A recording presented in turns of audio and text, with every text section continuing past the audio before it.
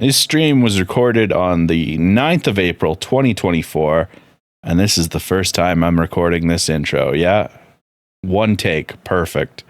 Today we're playing the new-ish, I think it came out recently, right? This isn't from last year. Alone in the Dark. As part of a new segment on this channel, which I will be happy to talk about in another 30 seconds. Because, you know, the websites, they have problems with my words sometimes. Yes, this did come out on the 20th of last month.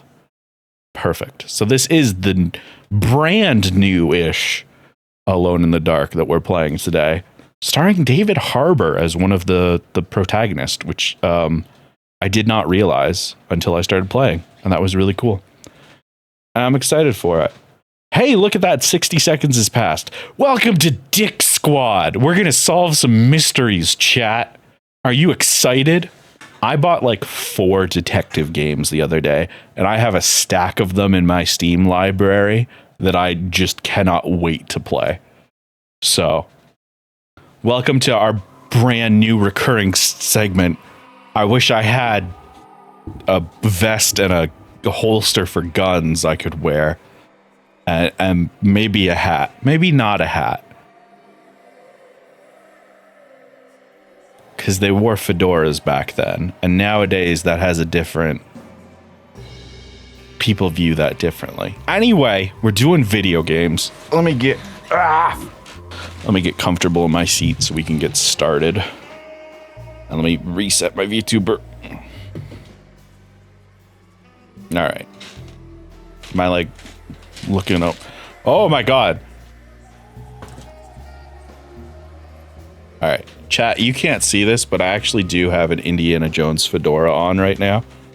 The old man brought it over, and I'll be honest, I have a giant head and it doesn't fit all that well. Could you put this back for me, actually?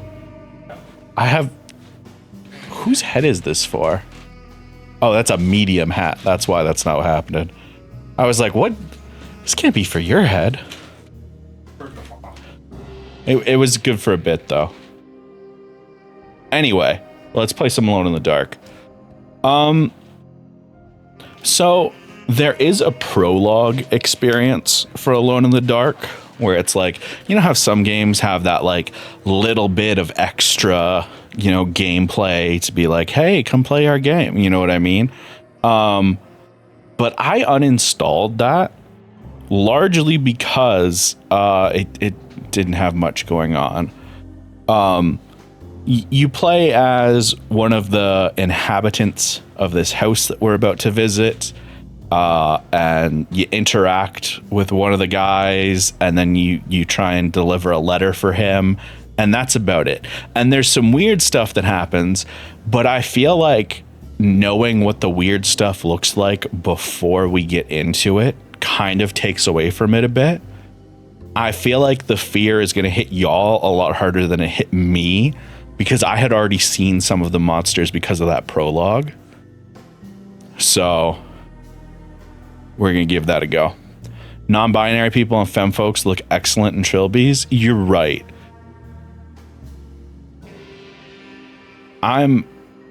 Wow. That's a good point. I'm not in a great gender place right now because the HRT appointment today was not so great. But old school, by the way, we're looking at our guidance. I want to figure things out myself. So that's why we're going old school. Also, just so you know, I deleted my saves from the previous thing because there's like a persistent save thing. Oh, crocodiled. I feel like the audio is really quiet, so I'm gonna knock that up.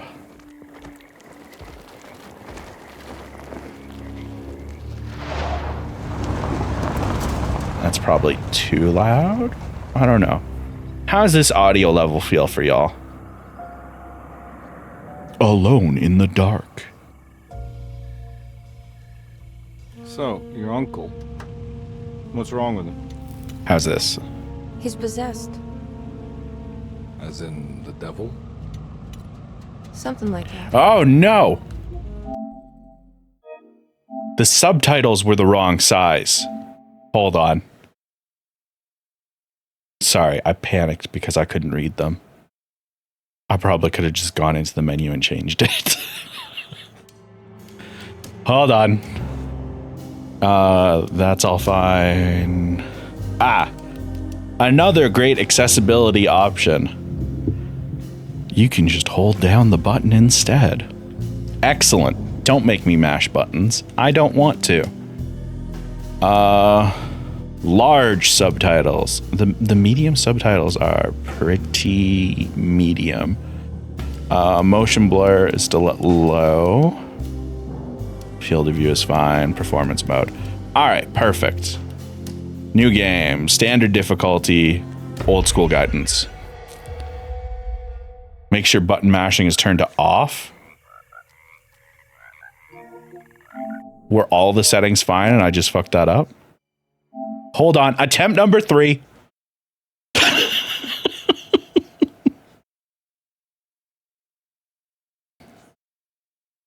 Welcome back to streaming. I'm good at my job. When turned off. Ah, so that was correct then. So the only thing is the subtitles, which we have solved. Excellent. Hold on. Now I'm paranoid. All of that's fine. All of that's fine. And we want button mash off. Subtitles are large. Everything is English. You know what? I am gonna do that real quick. Just because I feel like this is the type of game where blown out audio could be an issue. All right. We're starting the game for real this time. This is the last time we're going to see this frog's face. Compel or high water. Except for when we do the second playthrough, because there's 2 protagonists and they have slightly different campaigns. But anyway. Oh no, frog.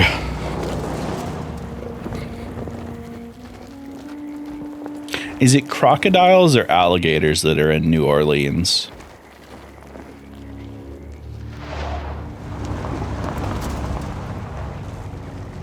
My large lizard knowledge is limited. It was bold of them to make an alone in the dark game with 2 protagonists. So, your uncle. What's wrong with him? There we go. He's possessed. As in the devil? Something like that.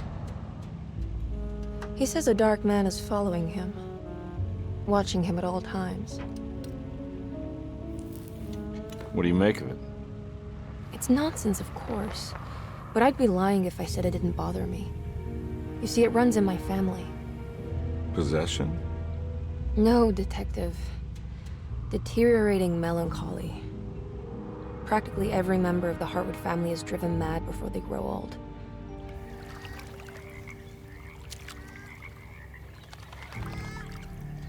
But Jeremy didn't kill himself. Is that why he's at your setup? Despite being convinced that he is truly possessed, he decided to put his last chips on Dr. Gray and his psychoanalysis, figuring he might stumble upon some cure.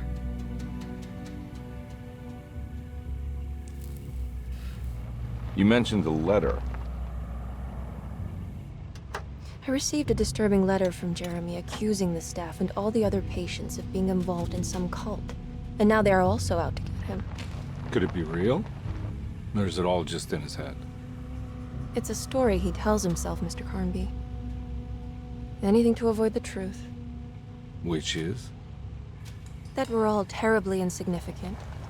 That people mean so very little to one another.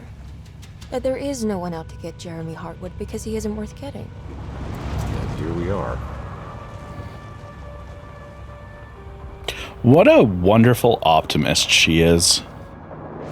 Aren't you just so very excited to hang out with her for God knows how long? Well, Mr. Carnby. I want to make sure he's all right. Then what's my part in this? You couldn't get a cab? I just wouldn't feel safe going alone.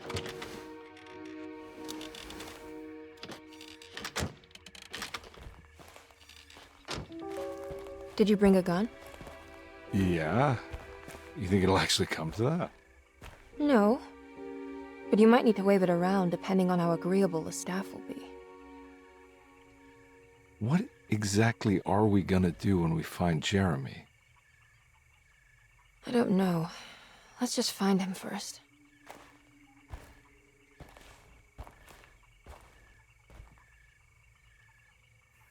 Choose your fighter. Anyway,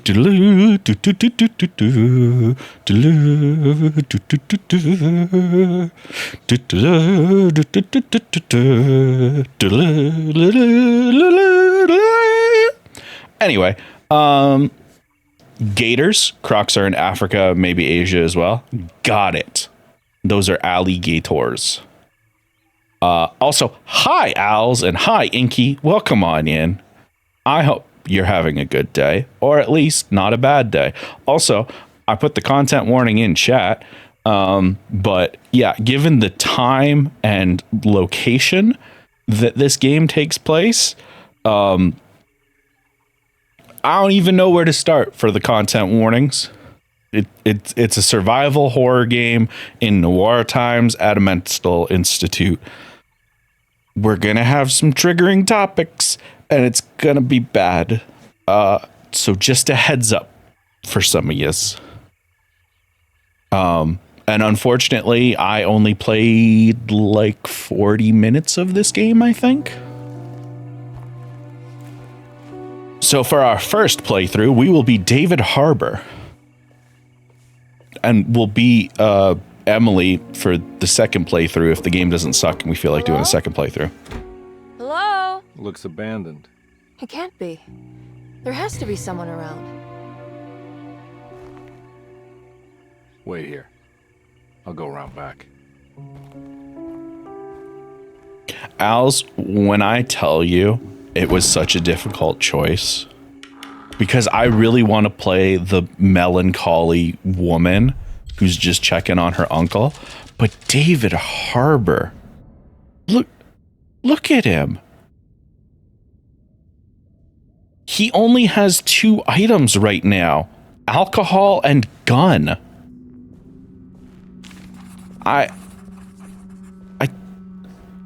Look. I only have so much strength in me.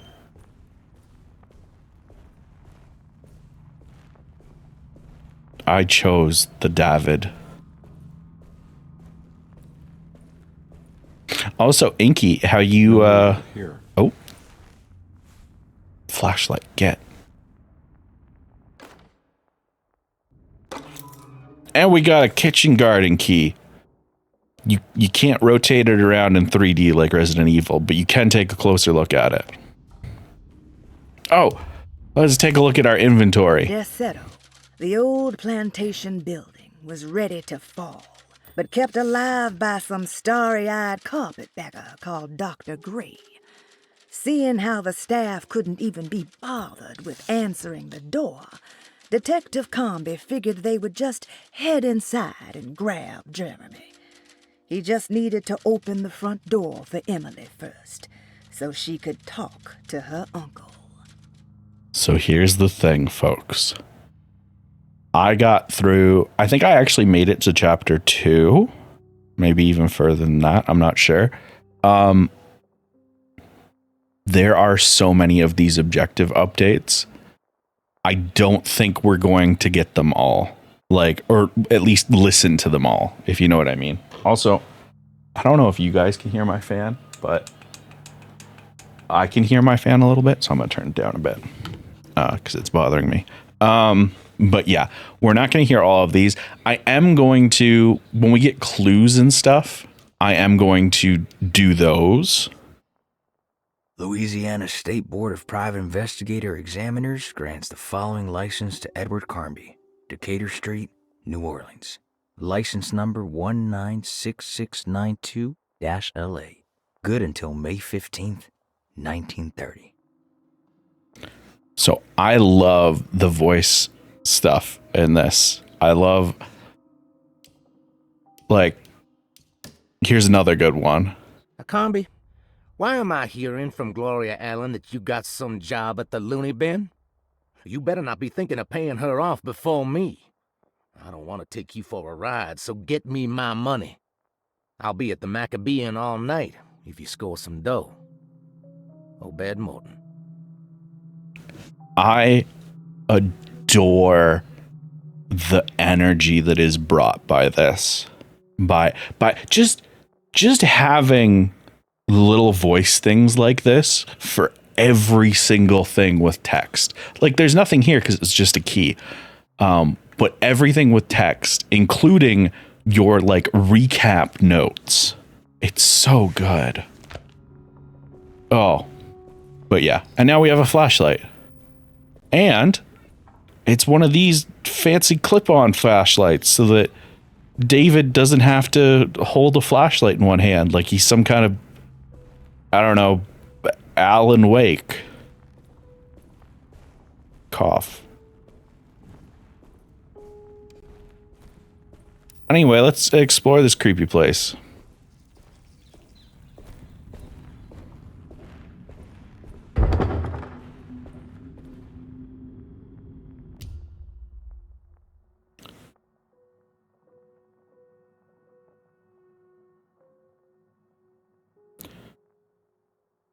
So, I don't know if I didn't notice that noise last time, or if what noises you get are random, but that, we're in the portion I've already played. Oh, we're in for a time. Hello, Storm.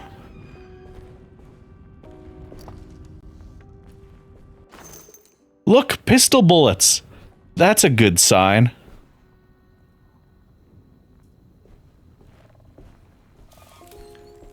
What the hell?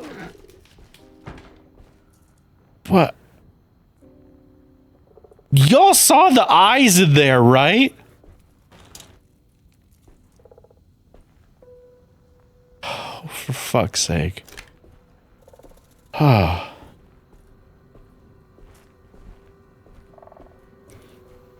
You're here to make everything worse. Well, you know, that's why we appreciate you so much. Because of the energy that you bring.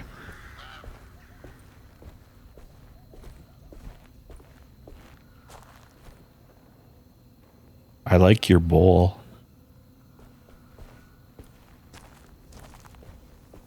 Oh. Well then. That's fine.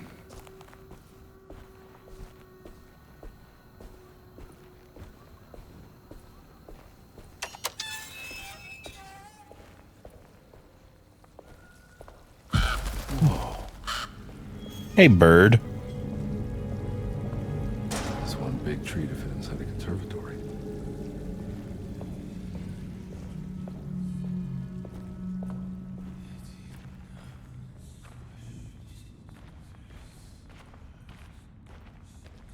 Huh? What?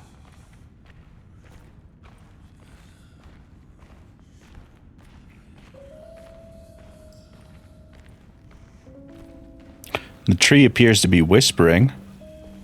Always a good sign.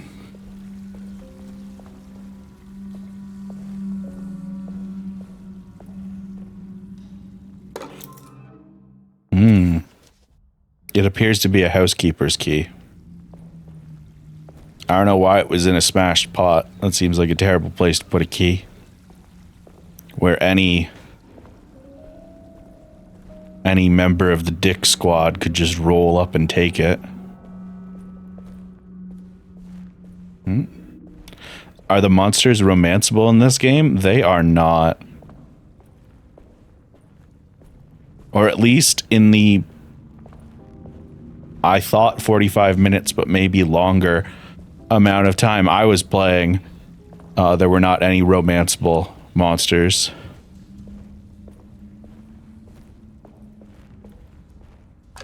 Key.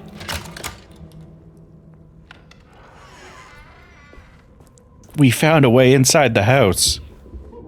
Now we must find the front door.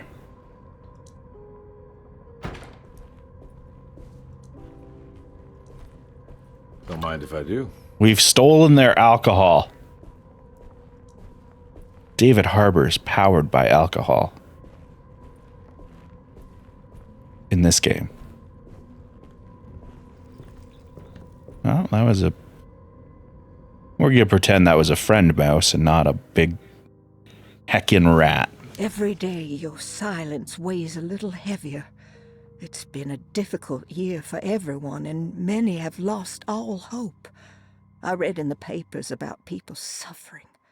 Pictures of dust-covered landscapes without a drop of water. I wish I knew if you were still tending the earth or if you had turned your back against us. I have started to look for help elsewhere. I pray you will tell me if I am going down a path that you find disagreeable. With help from Baptiste and Charlotte, I found comfort in the practice of the voodoo.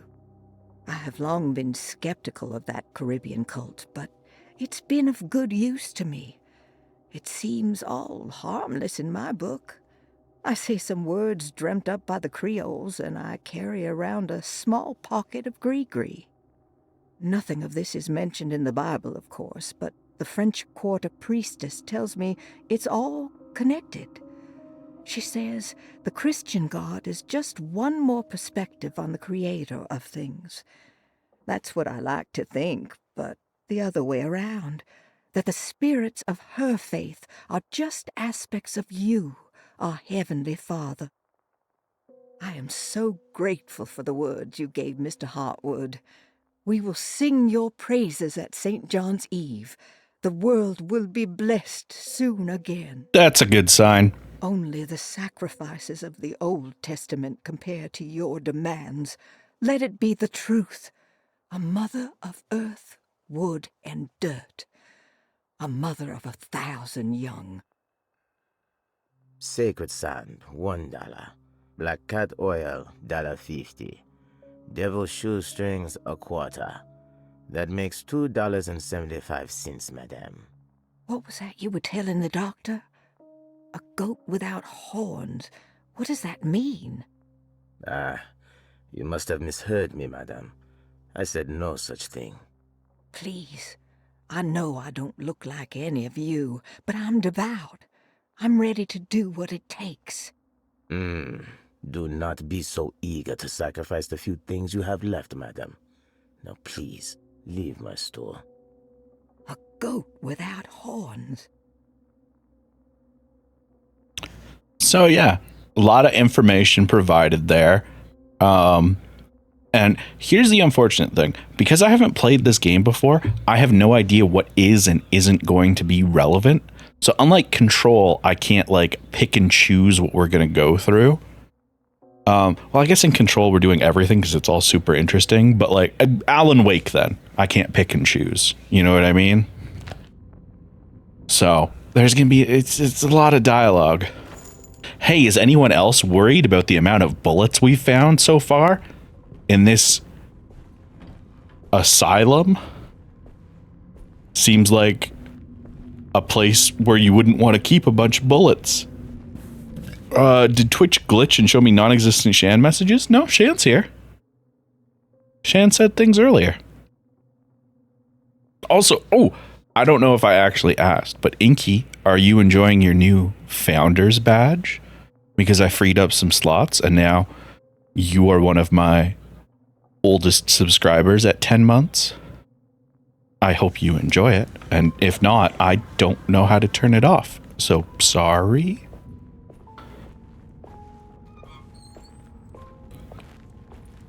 Let's take all their stuff. More alcohol. More bullets.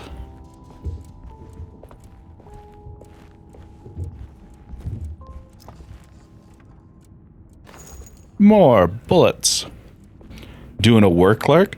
Sometimes you gotta work lurk. I understand. I mentioned when we were doing the the state of the stream thing before we got into the game that I really appreciate the lurkers.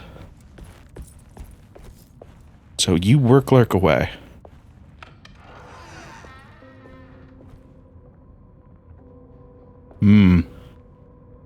Pig. All right. Rat poison. What was that? Lagniaps are, I don't know if I'm saying that right, non-essential items that you find throughout the game. Completing sets will uncover forbidden knowledge and sometimes even more. Lagniaps carry over from game to game. Some sets can't even be completed without playing both of Carnby's and Emily's campaign. Ooh. More drink.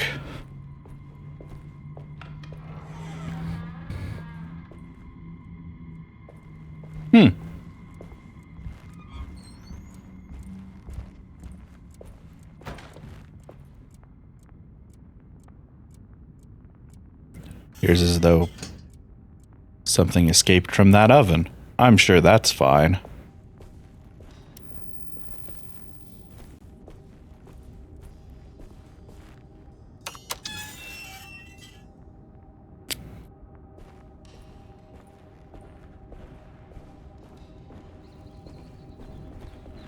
So, you got a bit of a cellar? A streetcar ticket?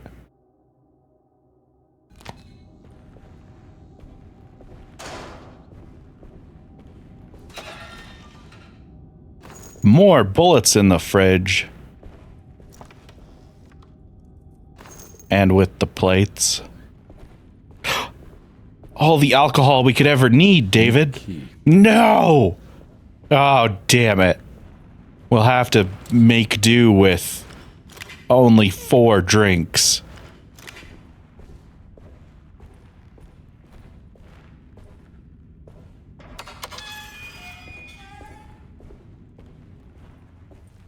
This is fine. We'll be fine.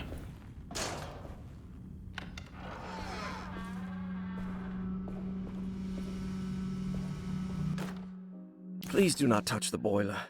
It is working after all. While the sabotage has caused a leak, only the decorative plate has been completely ruined. Let's wait for Mr. Chance to turn up and he can take a look at the leak. Mr. Waits. Sabotage. That doesn't look safe. Some kind of decorative boilerplate mystery. And a broken valve. I wonder what's over there.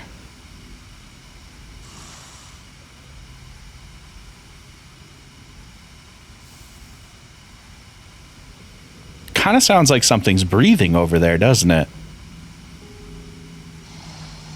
And growling? Well, I'm sure I'm protected by a small amount of steam that could hurt me, but probably couldn't hurt a supernatural being or extra dimensional tentacle monster or whatever.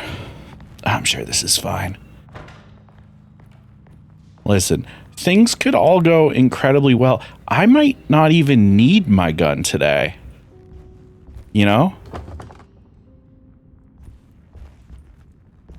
This could be a really boring episode of Dick Squad where nothing happens.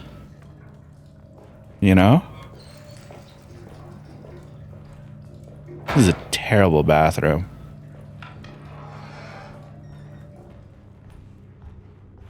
Oh, look at this. The church has always helped us. The floor plans? I'm in the orderly's room.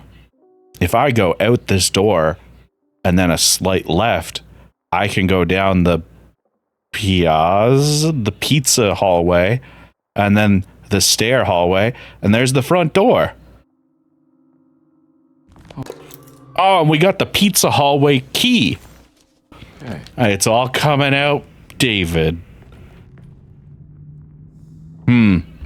the pizza key does not work on the locked medicine box. There was alcohol in the trunk, though. Nice day outside. Sunday, June 22nd. I spent all day looking for Jeremy. I should have cared for the others, but I'm scared that he will do something irreversible. Cassandra is upset that I didn't give her the latest shipment of pain medication that Waits brought from the post office yesterday. Meg. I would have given it to her, but the company didn't send a new key this time around, so the box is just sitting there on my desk. They must have figured we had plenty of their gimmicky keys by now. I only remember seeing one lately. Grace was playing with it inside the grand parlor. Unless it turns up by itself, it will have to wait. I have to figure out where Jeremy is. I think Jack knew something. That dog of his found a strange rot permeating the house. She's showing us, he said.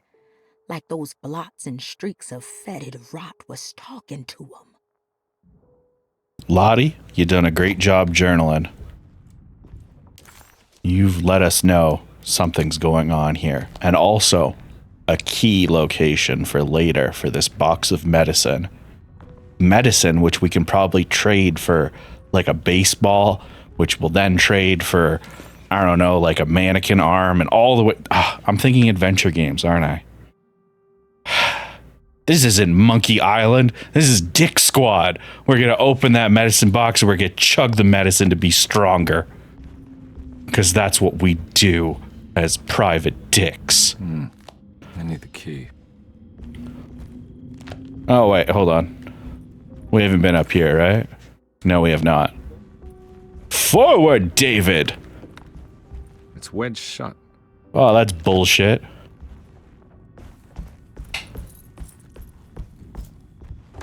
Looks important. Oh, it's private, no entry. So many doors in this house that I'm sure I'll slowly unlock over the course of this game. Fortunately, we have the pizza hallway key. Until someone tells me how to properly pronounce that, I will keep calling it the pizza hallway.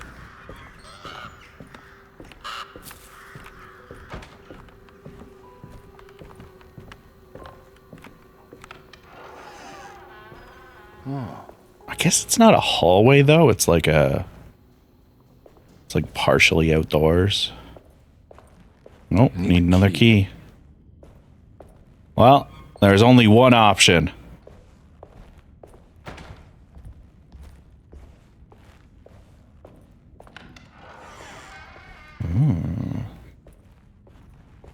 Interesting. A newspaper. The Great Depression. President Hoover raises tariffs on over 20,000 imported goods in an act to protect American labor. Following the collapse of the Wall Street stock market on October 24 last year, American industry has suffered greatly. Thousands of companies have gone bankrupt and left. All right, I'm just going to... Hey, this takes place during the Great Depression. New Orleans voodoo stores are very profitable right now. And then the only one of the three that matters, author Cassandra Beauregard is here at the hospital that we're currently at, which is an old plantation building. The doctor does not like to think of it as a hospital. It's a place where you go when you rest. The patient list is kept secret, and there's a lot of black sheep of wealthy families probably, and it's not cheap. And Cassandra came by her own admission. She's a powerful Creole voice and written many good books, and maybe she was going to go to Hollywood. And make a movie called Slaughter Gulch that will hit theaters next year. Yeah. Old plantation buildings are never haunted. Yeah. Yeah, this is going to go well for us. Rubber stamp! Hello? Hello? Alright, I rang the shit out of that bell. If anybody complains I need the key. that I did not try and let them know I was here, they're gonna catch a fistful of fucking David.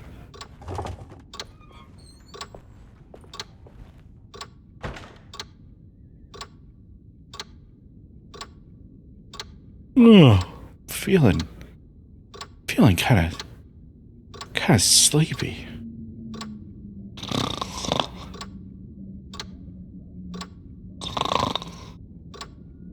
Oh god. Don't look at clocks. The hypnotist tried to warn us. Oh god. All right, let's go open the front door. I'm glad somebody enjoyed that bit. It was just ridiculous shit. Thanks. Plot! What are you doing? Who are you? I rang the bell so many times. My name is Edward Carnby, private investigator. I hope you don't mind we let ourselves inside. I do mind. This is private property. You can't just barge in here. I'm sorry about all this, but I'm looking for my uncle. It's urgent, and no one was answering the door. We can't hear you knocking anymore. None of us can. Who is your uncle, darling? Jeremy. Am I right? She has that Hartwood gloom, doesn't she? That's right. I'm Emily Hartwood. I just came to make sure my uncle is all right. Well, he is unavailable right now. You will have to come back another day. Unavailable? How? Is he sleeping? We can wait. He's lost. Don't I know you from somewhere? Who's your man again, Miss Hartwood? My name's Edward Carnby, private investigator. Splendid. Enough! All of you, get back to your rooms. McCarthy, keep your eyes on the child. And you two, please leave immediately. Look, we're not here to cause any Remind trouble. me about the child after Let's this. see the old man, satisfy the curiosity of my client here, and we'll be off. Jeremy has gone missing. There's no need to worry, but it might be some time before he turns up. The whole staff is looking for him. What? He ran off? I don't have time for any of this. Please, come back tomorrow. All right, in that case, we'll just wait in his room. You don't mind, do you? It's upstairs, right? Wait, you can't. Don't worry, we'll be discreet. In the corridor. It's the first door on your left. I'll tell Dr. Gray you're here. Excellent. Thank you, madam.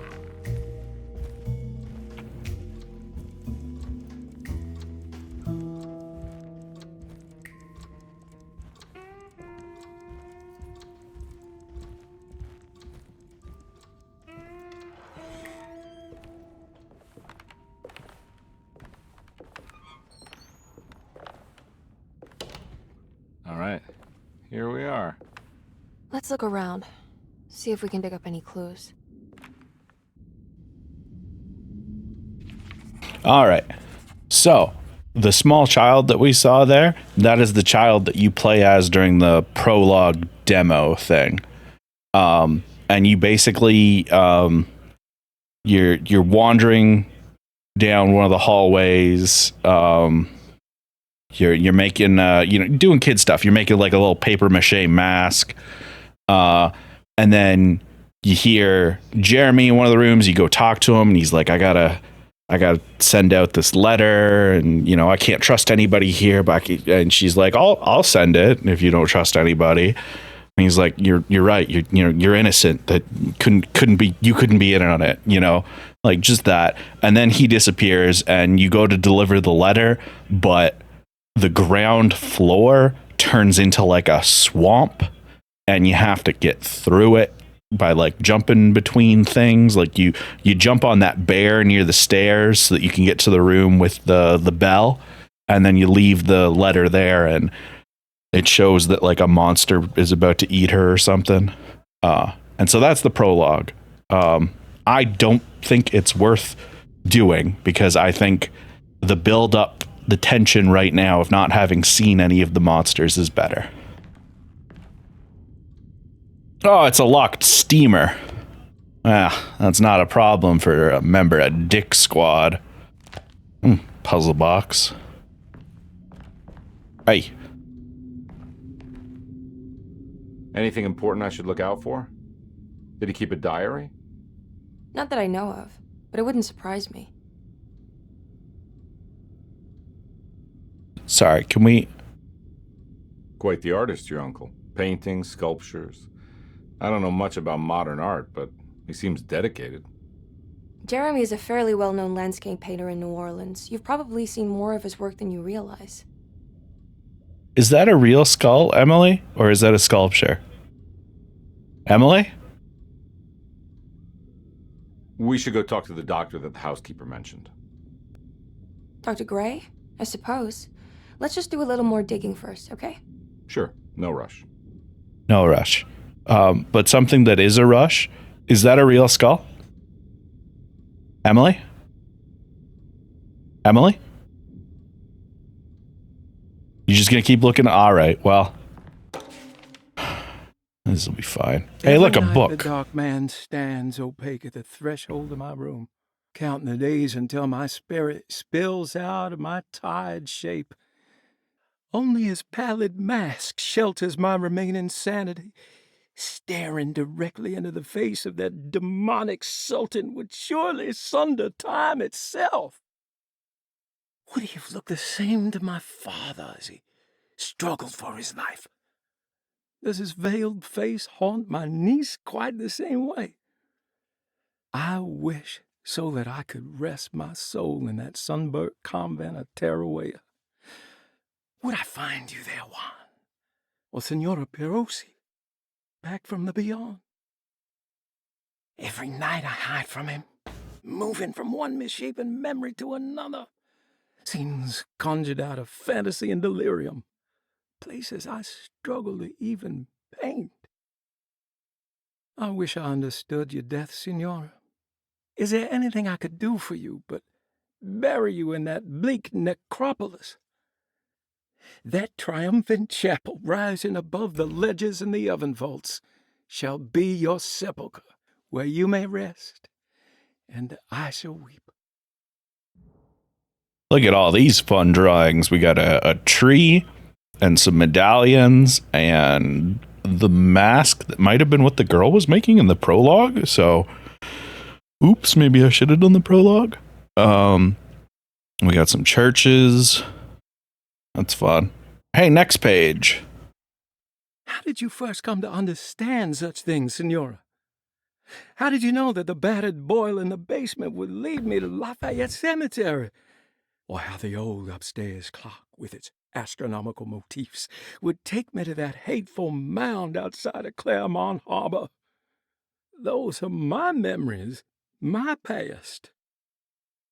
Is there perhaps a chance, if ever so small, for me to see Tarawea? Oh, I want that more than anything. Please, let my talisman take me there.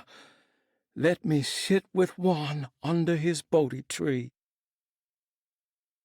Despite having sold me that talisman, Miss Jackson, the voodoo priestess, revealed none of her secrets to me.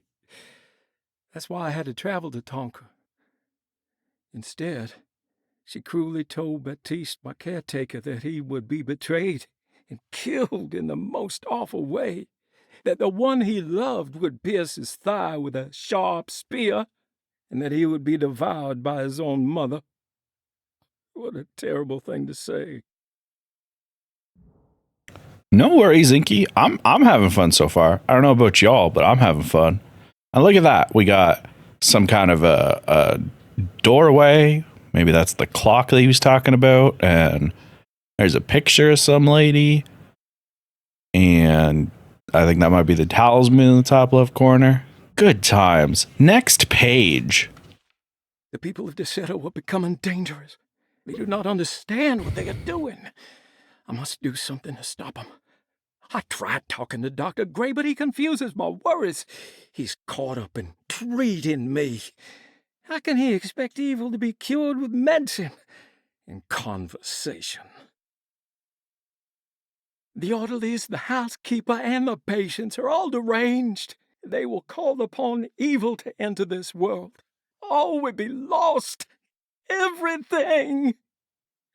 Unless I can find the clerk, Mr. Waite. He seems to be a clear-thinking man. Maybe Beauregard. Look, these are the people that work here, I think. I'm sure we'll run into some of them, maybe. The dock man offered me a prison, and I accepted. I signed that miscarried contract and entered the dock pact. Everyone is safe, except for me. Boy, what an ominous fucking picture. Is that a black sun? Is that an eclipse? Is that a hole in the universe? That appears to be the house that we're at in the middle of a desert. Cool. Oh, and then we just got some talisman things. Look at that. You got 3, 5, and 8 circled. You got bits and pieces there. There are always 3 numbers. Good times, good times. I'm sure that won't come up. Oh, we found a painted tile. It's part of a larger picture, probably. Do we... I'm on modern, so I have to solve the puzzle myself. Do we think the tile is for the steamer trunk or the puzzle box? We'll just have to stumble our way through it. We'll never figure it out on our own. It's impossible to solve on our own. Hey, look, we solved it. Hey, you know anything about this? Looks like some sort of talisman. No, I don't. Oh, help me out here, will you?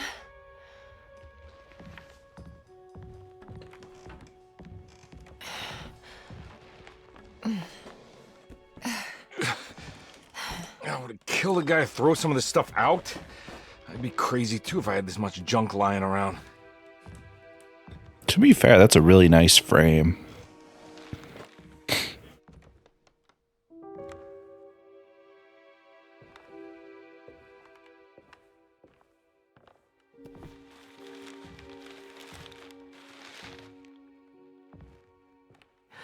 Oh, wow. That's striking. I want to save this one.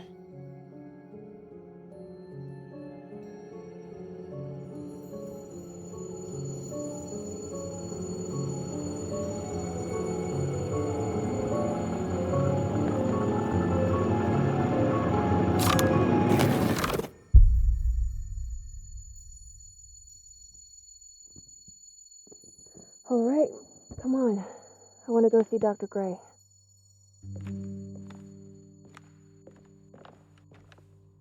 Come on, let's go. Yeah, I'm coming.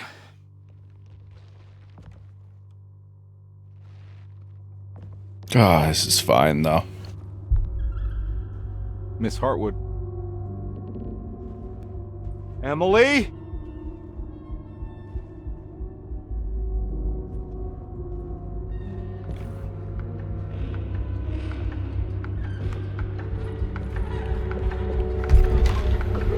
What the hell is going on? Where am I? Welcome to the show, David! Shit's kicking off. A light's on at the corner store. Creepy, foggy, not Silent Hill. French Quarter of New Orleans. Let's fucking go. You know what they say, David. Buns out, guns out. Let's go, buddy. You ready?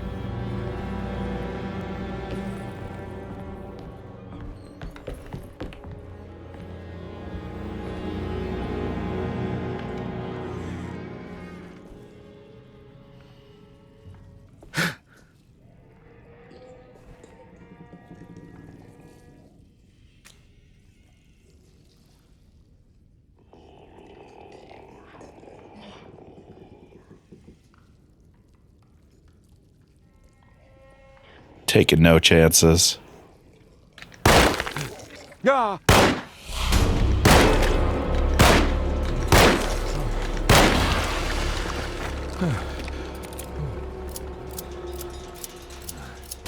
Christ, what the hell was that?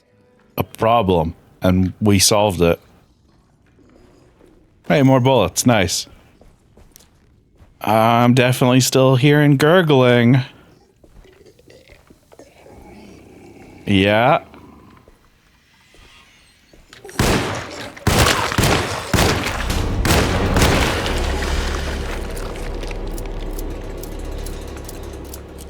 What's up, bitch? Welcome to New Orleans.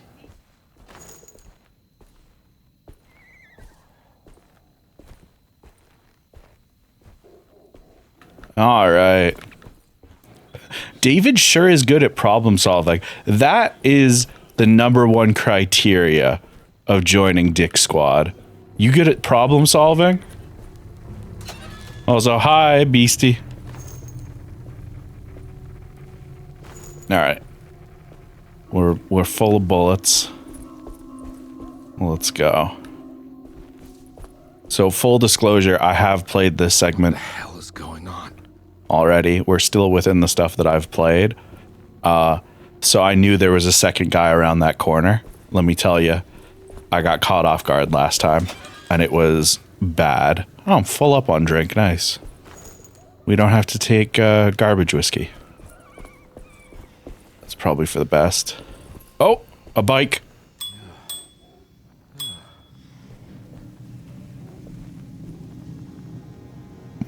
Don't like hearing things behind me.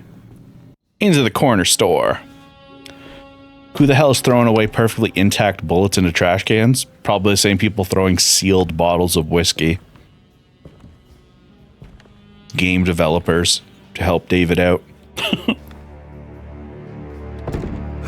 Don't let them get inside, Carnby. They're not the good kind. Is this your store? There are no owners here. We both strangers in Jeremy's story. Jeremy did this. How?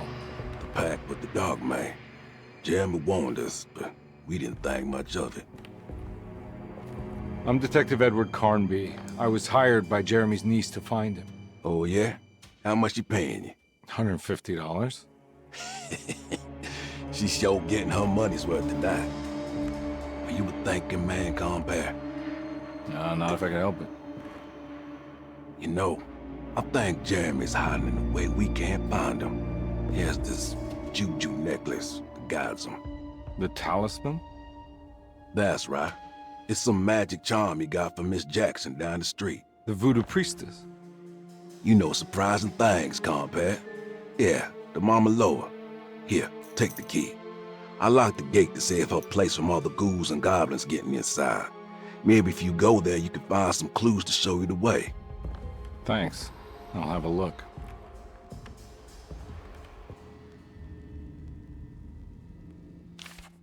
We got keys. 3 keys on the chain. One that opens up to Miss Jackson's place in the French Quarter. And there are 2 belonging to Derceto. One for the clerk's office and one for the library. Love some keys. A preserved repetiller. Bullets. More bullets. More bullets. Sup? You want to come along? Nah, I'm gonna stay here for a while.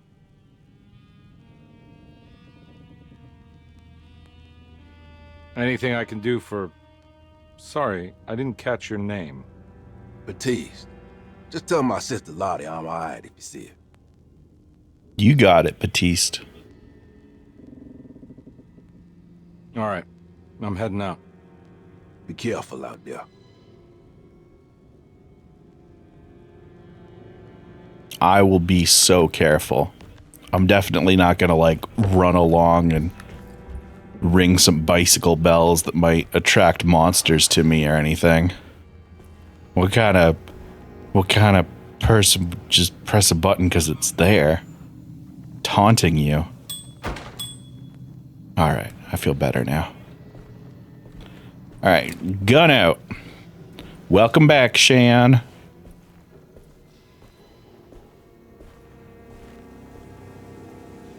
I wish there was an achievement for ringing every bell. I mean, look, there might not be. Hey, Batiste. Do you see something I don't? No? All right. Good talk, buddy. I also wish there was an achievement for ringing every bell because I feel compelled, driven by something more than myself to ring them. I don't know that I checked this out last time. Ooh. Pipe. Oh. Hey. That's handy. Oh, hey.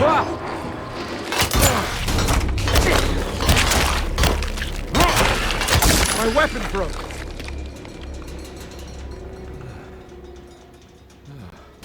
All right. Good tutorial.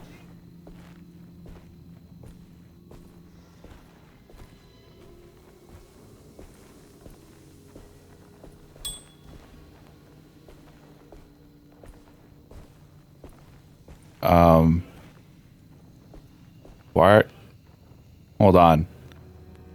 Hey.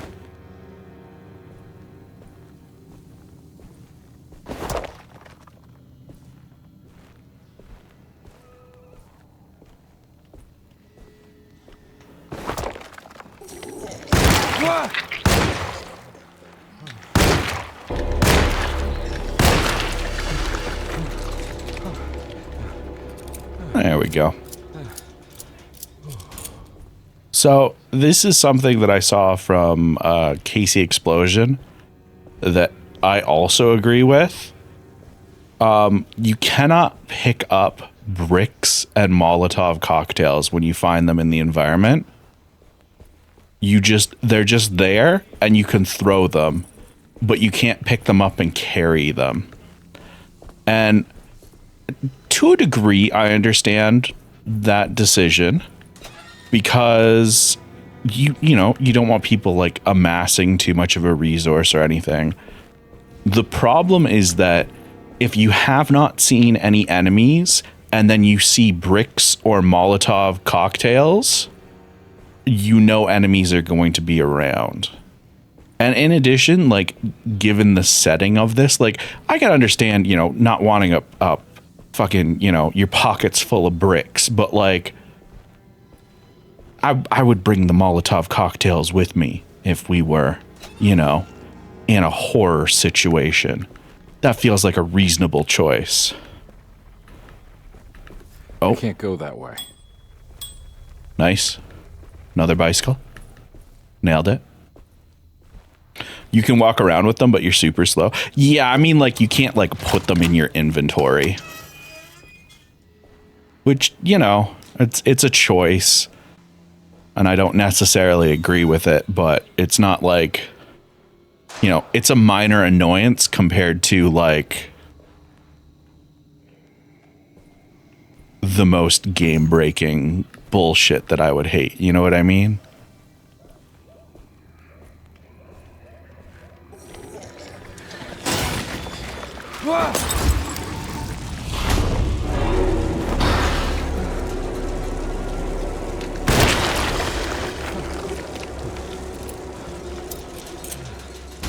Pre-rolls are on. Run an ad break to end them. Why are the ad... What? Please hold. The ad system is confused, I think.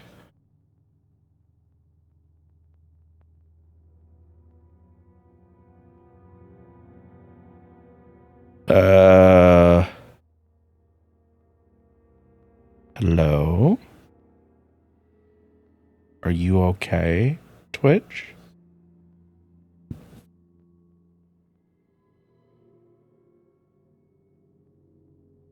Is anybody...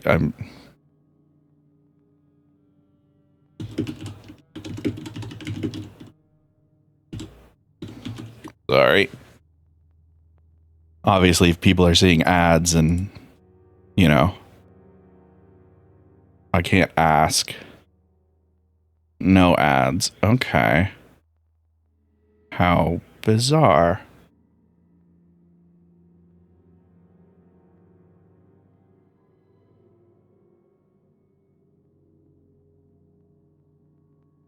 So why does it say pre-roll is on?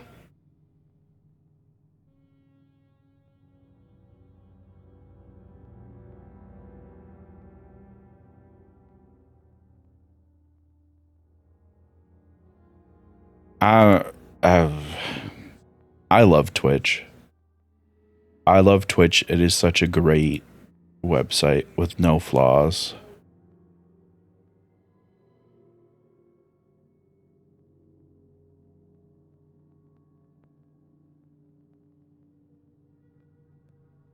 All right. Well, I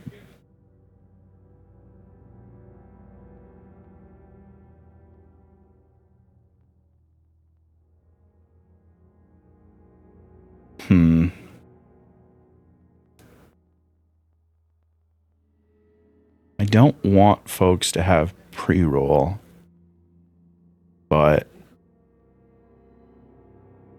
the system is... I know how pre-roll works. That's not what I'm talking about.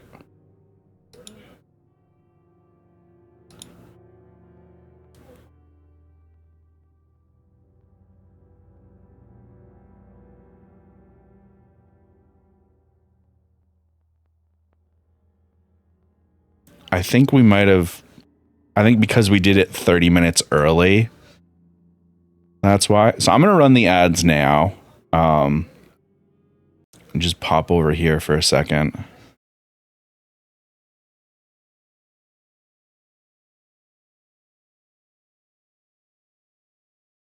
Right, because they changed how that works. That's it. It's because we ran the ads early. You can only ever be 63 minutes from your next set of pre-roll. So running the ads early before, there was no benefit. So that's what happened. I was curious what happened there, because that was weird, but I forgot that they changed that. So that's fun.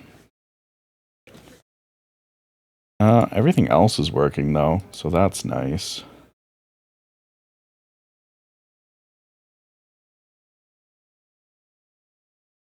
Blah.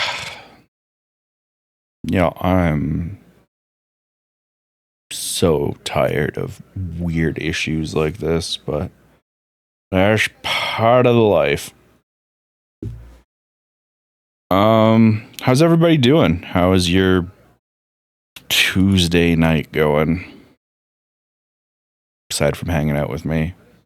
Boy, my bit rate is still unstable. That's cool.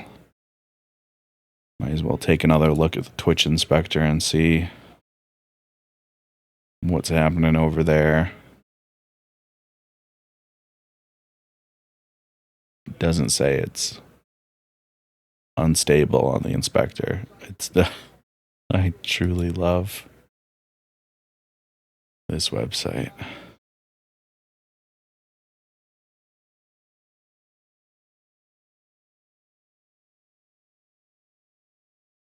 Average bit rate is too high. Oh. Interesting. I wonder why it's high.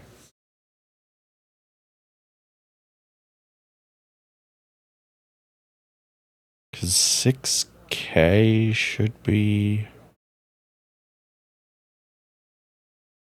the limit, right? Yeah. I guess it's just my bit rate is fluctuating for some reason. Your Tuesday's going, I feel that. I'm also having a pretty kind of day.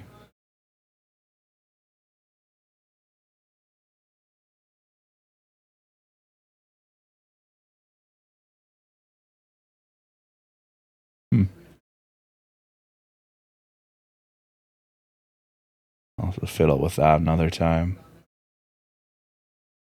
Bitrate settings are not correct, I think. But that's fine. Hey, look at that. Ad breaks are done. We can actually get back to gaming. Doing game things. Being gamers. All right. Let's go.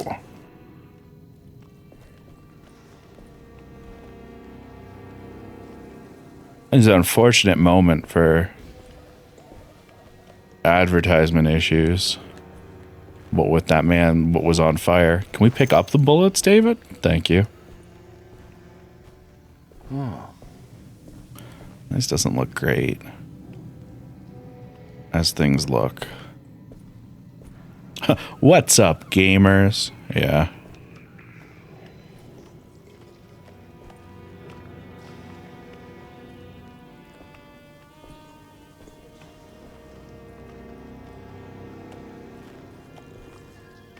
Are you coming to the stairs? Because that would be wonderful. Come on down. Hey. All right. Are you really going to make me slow walk up these stairs like this to get you?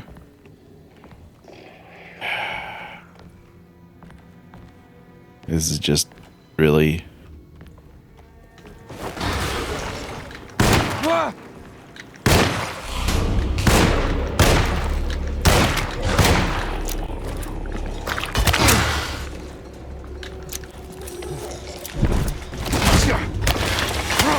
There we go.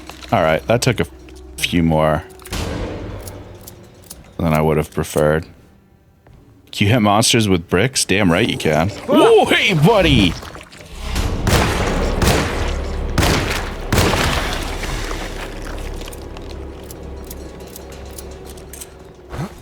Oh.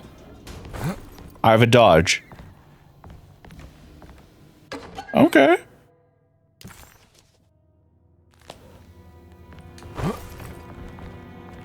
That's a pretty good dodge. Okay.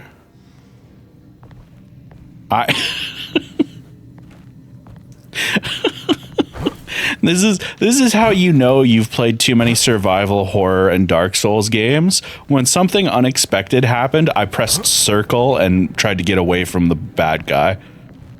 At least this time it worked. It's definitely gone wrong before.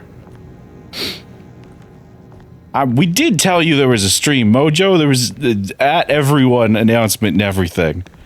But welcome on in, Mojo. I'm glad that you're excited to be here. I recognize this place. It's Miss Jackson's seance parlor. Let's see if she's got any information on Jeremy's talisman. She probably has information on Jeremy's talisman. Seems reasonable.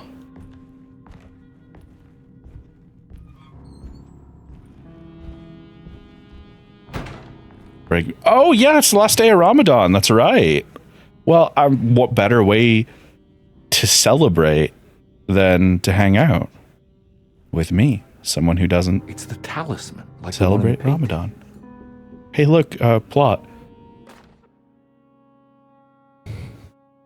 Thank you, Shan. I had no idea what to say. I'm just kind of... I'm floundering. Save me. I don't know how to pronounce it. How do I pronounce it? And then I can say it. I don't want to... I know how I want to say it, but I don't want to say it wrong. When in doubt, just say happy birthday. You know, that's fair.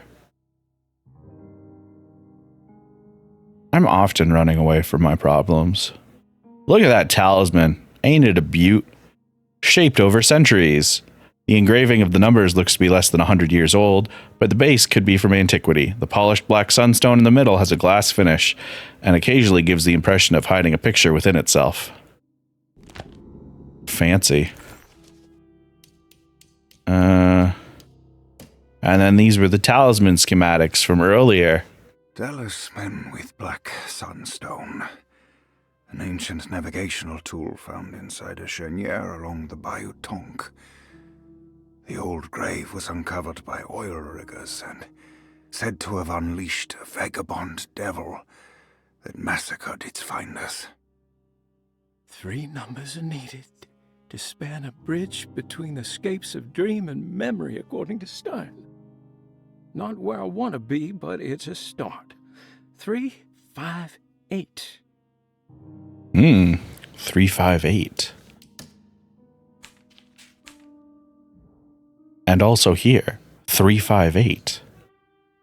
I wonder. I think it's meant for the talisman. We put it in and then, what, how, but how, but.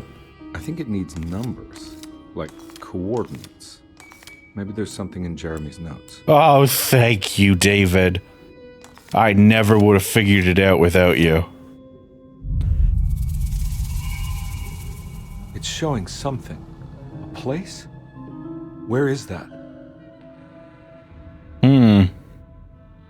Have we seen anywhere with a table like this?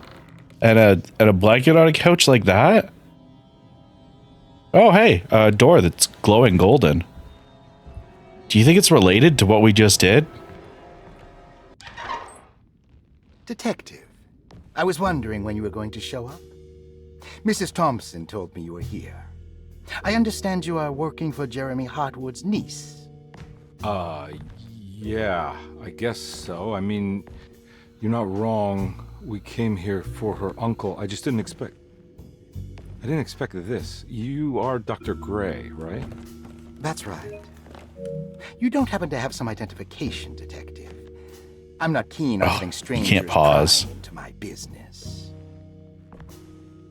I'm just going to talk over them for a sec. Detective Edward Carnby. My first time playing, I was covered in blood from getting fucked up by the monsters. Detective? Those old French quarters, the voodoo people, It was hilarious. The gangsters. I'm sure you live an exciting life. Well, it's not quite like the stories, Doc. Just trying to make a living. Like the white shirt was covered in blood stains. Well, that is David Harbour, welcome yes. to Deseto, Detective. I hope your time here will be useful. Now, what can I do for you? Why don't you tell me where I can find Jeremy Hartwood? Why wouldn't that make for a short visit? I wish I could tell you, but I'm afraid I don't know. A drink, Detective? Anything brandy. Oh, you do belong in the French quarters, Detective. Armagnac or cognac? You know, just give me the cheap stuff. I'm not much of a connoisseur. Having low standards is not a virtue, Detective. Let me see if I can agree to disagree. What can you tell me about Jeremy? I wouldn't want to go into details about his condition. Doctor-patient confidentiality. I'm sure you understand. Sure, but he is crazy, and he's gone missing. Why? Here, try this. Ooh, it's good. Got a bite? It's called a sidecar. The trick is not to be afraid of the tartness of the lemon. Then, for goodness sake, don't... This is the last thing I did, y'all, because this is such an incredibly noir section. I love this so much. Well, let me think. He is an anxious man, constantly worried about events not presenting themselves according to his model of predestination. He complains about things not being carried out in the right order, and that some things simply shouldn't be. Is any of this helpful to you? Not really. I was hoping for some direction where to look next. I'm sorry. I have nothing for you then. You should talk to my orderlies. They have been looking for him for a while now. I'm sure they would appreciate your help. Yeah, I ran into Batiste earlier. Come to think of it, he might have given me a lead. Oh, excellent. So your investigation is already underway. I'm gonna go, but I'm sure we'll meet again. Looking forward to it. Safe returns. Wyvern, I'm so glad you mentioned that, because I wanted to say, we're at the beginning of the game. Alcohol is our healing mechanic, and also, David just knocked back an entire regular-sized sidecar. Like, Detective Carnby, how did you... We're gonna get lit Where did today. you go? I was just talking to Dr. Gray. You disappeared. No, it's not what you think. Have you found anything strange going on here? Oh, Shorty has something to say.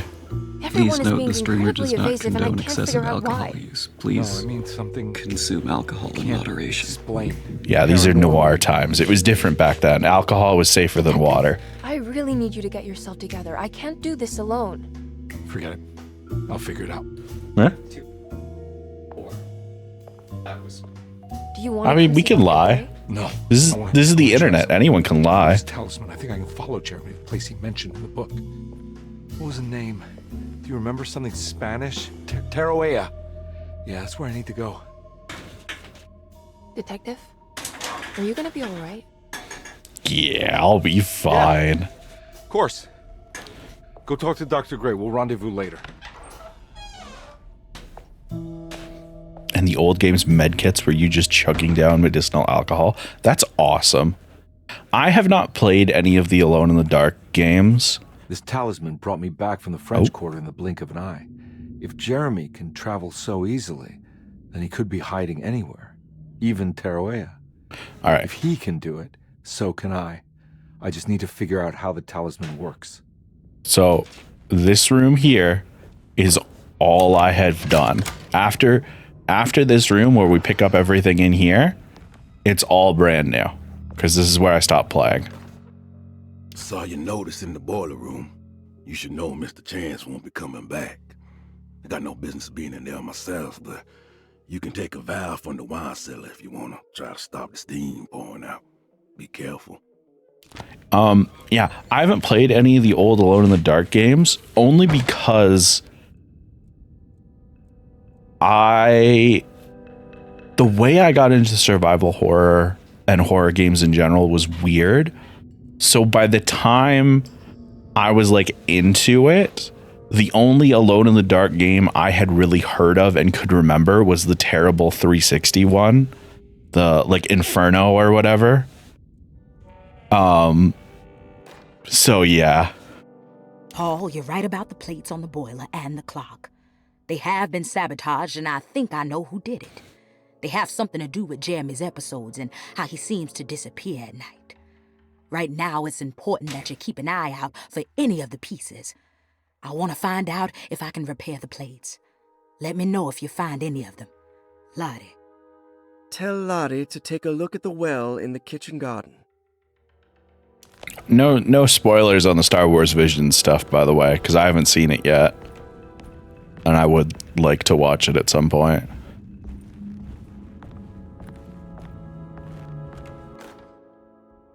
Dr. Elmore Lee Gray is DeSeto's chief doctor. Accounting and all administrative work is handled by me, Paul Waits. Magdalena Thompson, or Mags, is responsible for the household.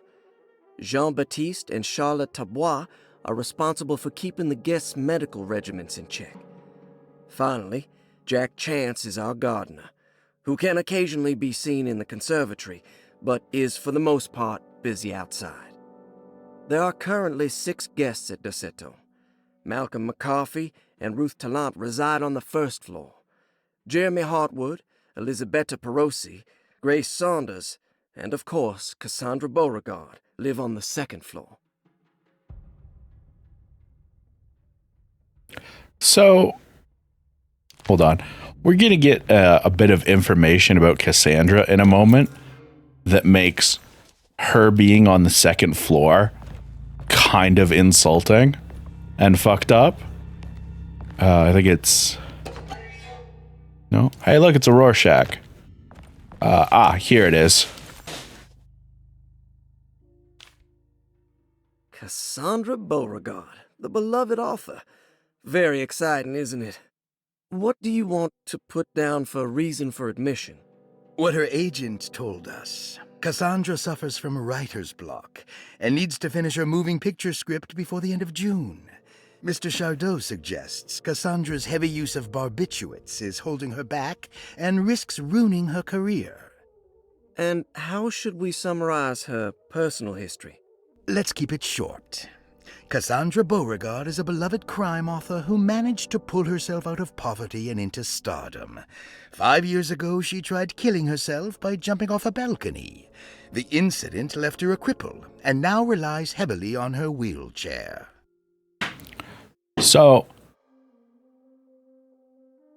they have 2 people on the first floor, and the rest of the patients, including Cassandra, are on the second floor. Cassandra, who heavily relies on a wheelchair. Like, what? Why? Why must you do these things? So there's a ton of information here. And we could go through all of it, but it's 6 pages and it's a lot, and I don't know how much is going to be relevant. So we're gonna go real quick through this, okay? Cassandra Beauregard, writer's block. She's got to finish her script. She's big on the barbiturates, all right? And they just need to wean her off the drugs and hope that will deal with her lying and look into permanently numbing her pain through surgery. Grace, 11-year-old, the little kid that was running around. She doesn't have a dad. Her dad died. She is suppressing her feelings on the matter and isn't acknowledging that trauma. And they're basically just keeping her here so that, she has people looking after her. And maybe once she's, a little more sorted as a human being and grown, they can work on her feelings towards her father. Her parents are rich as fuck. We got Malcolm McCarthy. He just needs rest, apparently.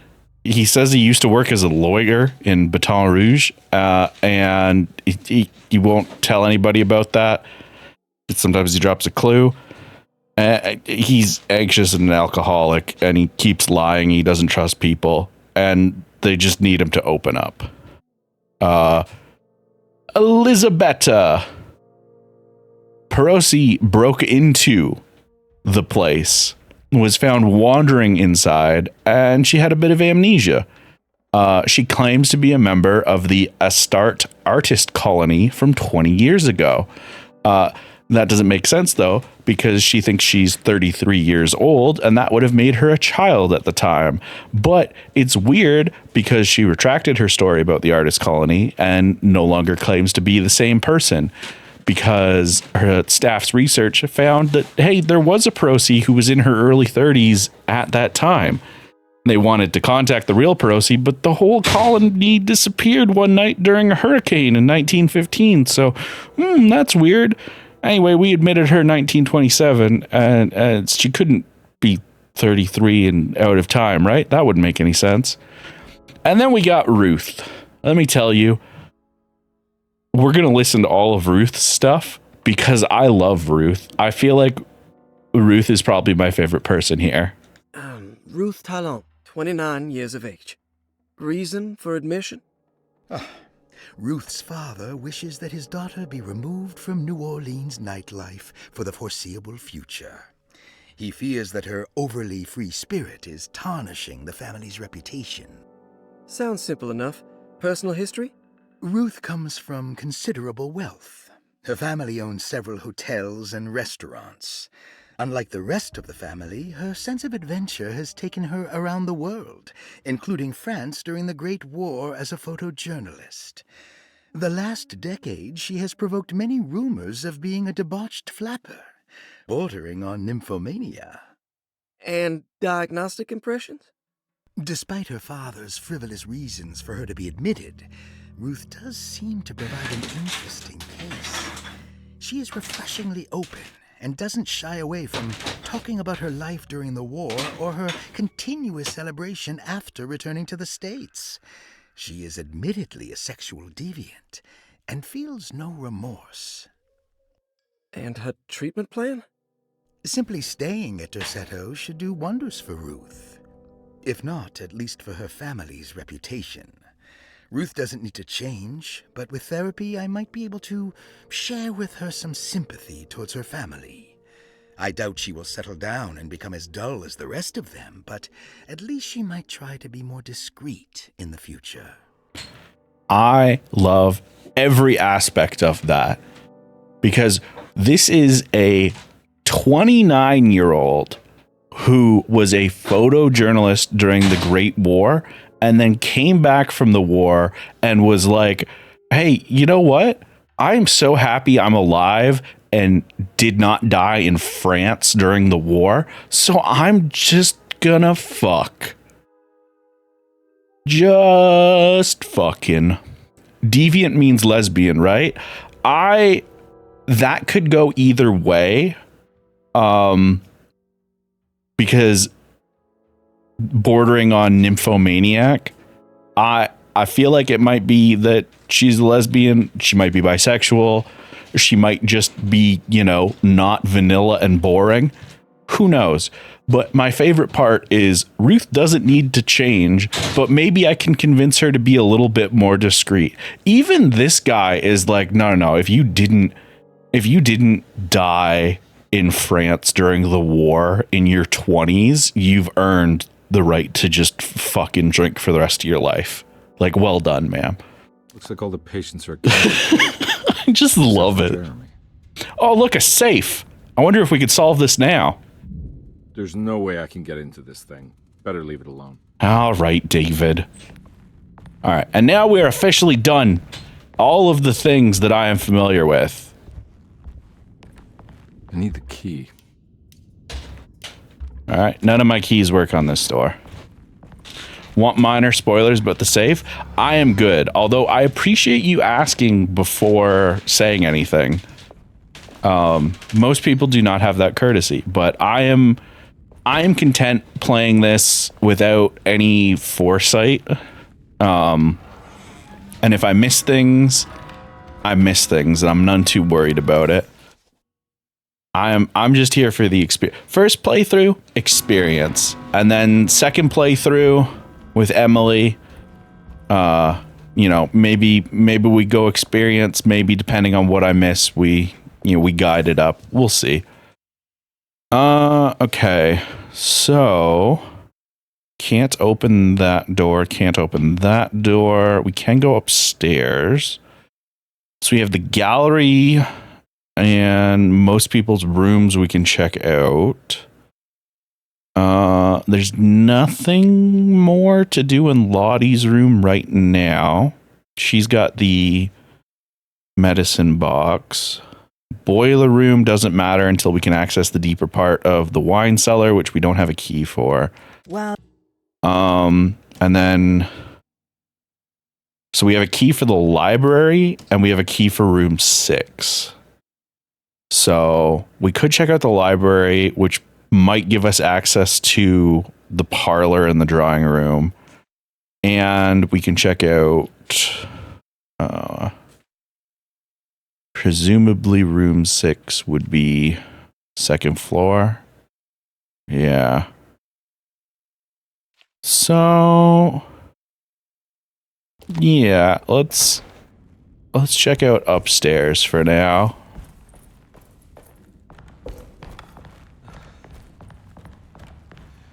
Look at these creepy things, by the way. Oh. Terrifying. Oh. Oh no, that was just shining. It's stained. Looks like some kind of rot. This must be the clock that Jeremy wrote about in the commonplace book. Huh. Looks like the plate that held the talisman in the seance room. But it's broken and missing some pieces.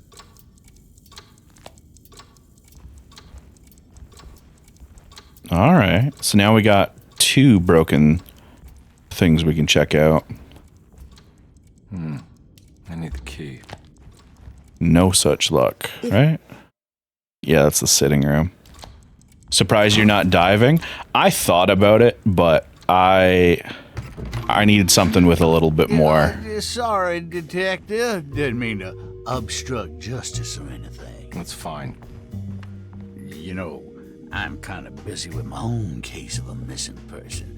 I was wondering if you've seen Grace, a girl about yay high? I can't say that I have. Why are you asking? Well, I'm looking for her. Is she in trouble? No. She's just hiding somewhere. But we can't have a rascal like that running around unchecked at a time like this, you understand? Well, I haven't seen her. Well, let me know if you find her. I'll be around. I'll keep an eye out for your man, Jeremy. You scratch my back, detective, and I'll scratch yours. Good talk, buddy. Good talk. Man could not find his way out of a paper bag, but he thinks he can help me.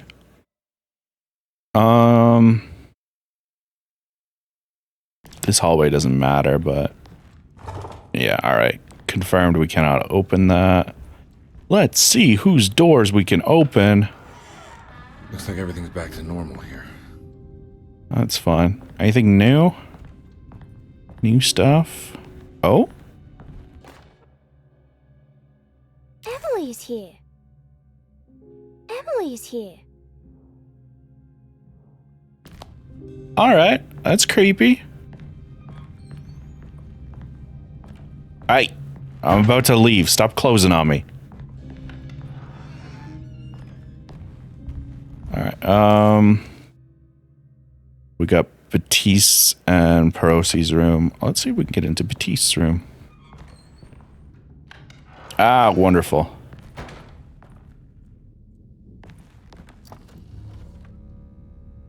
Got nothing in your trunk.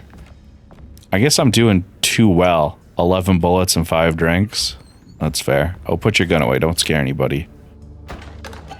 A fountain pen. Oh, now we just need some kind of collar and we'll have the lost children thing figured out. That's fun. Oh, look at that. He used to be a boxer. Got some boxing photos. He likes comics. Likes smoking and drinking. I'd hang out with Batiste. He seems cool. You got anything weird in your closet? No? Alright, cool. Well. Box of stuff? Yeah, I really should stop opening those. But what if there's like plot stuff inside of it, you know?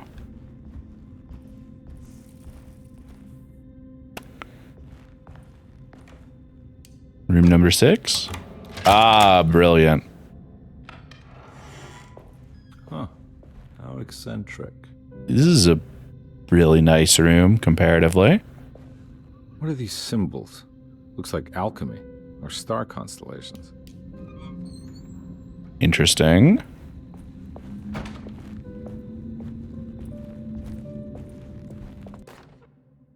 Will I need to remember how to get them out again?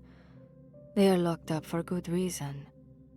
I am sure she is still able to whisper the answer in the ears of the wrong people. But not for long. I will see her burned soon enough. That black goat will be sacrificed to put an end to it all. Then it will all be over. No more Derceto, and sadly, no Astarte. Those good pirates of Pontchartrain. May you still sail the lake, until you find the shores of Hali. Creepy. Alright, 1, 11, 10, Aquarius, Sagittarius, Scorpio. Let's keep looking around the room. Astarte Artist Colony. I remember hearing about their disappearance. Must have been 15 years or more now. Interesting.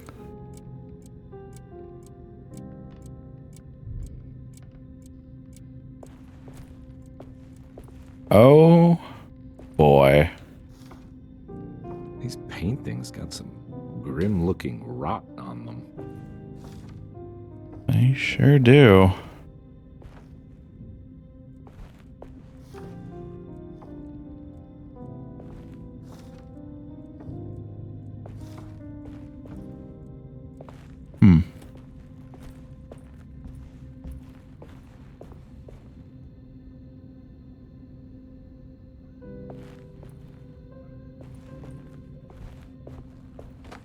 Ooh. Look at that mirror. That's weird.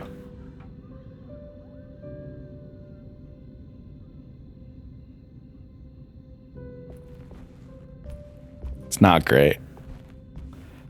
That's this exact problem, by the way, is why you don't have mirrors in video games. I did it. I crossed the thresholds to my intended destination without a focusing device. My talisman now knows these roads, and I have no need for the plates. I can find my way to Lafayette as easy as I can find my own room. That's I good. visited the grave of my father and seen the oven waiting for me. Thank you for opening these doors. I now must summon my courage and go back to that hateful mound outside the oil rig. I hope you'll be feeling better when I return. Jeremy. All right.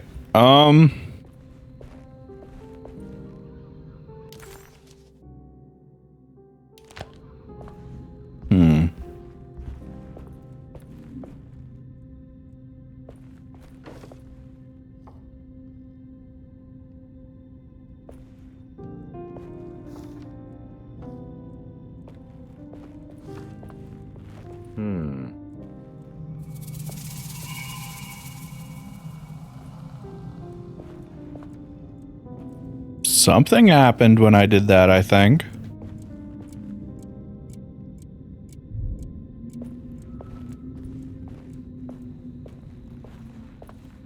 Hard to tell.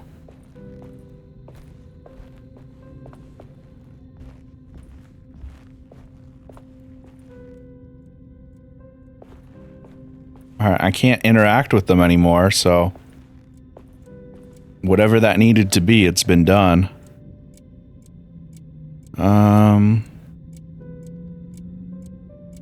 Stranger things have happened. That's a good joke. All right.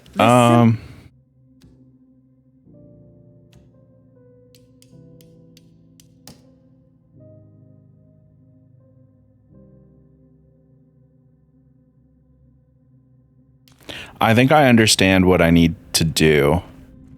We have 3 names here.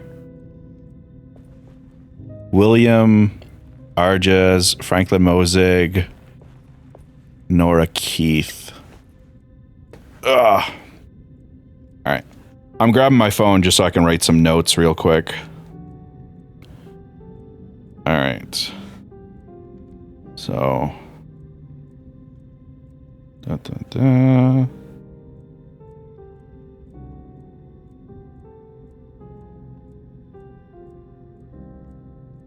Will, Frank,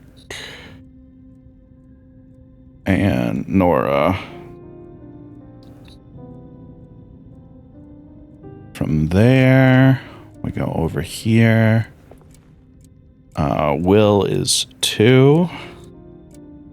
Frank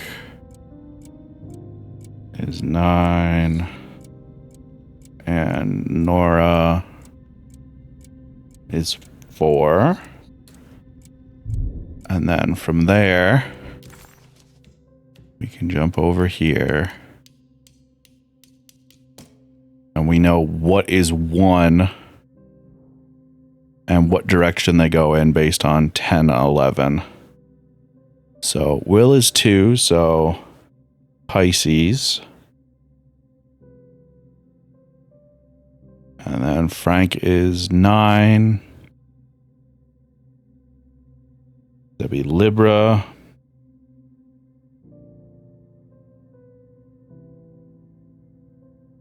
And Nora is 4, which is Taurus. And then, if I'm as clever as I would like to think that I am, we come over here and we want... we want that. We want that. Hey! Got it. You'll love to see it. Broken plate. Dark and burnt. Nice. All right. So.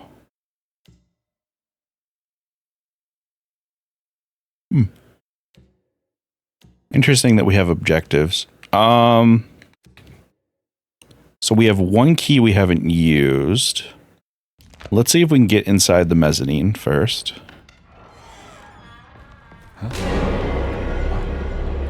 Oh, fuck.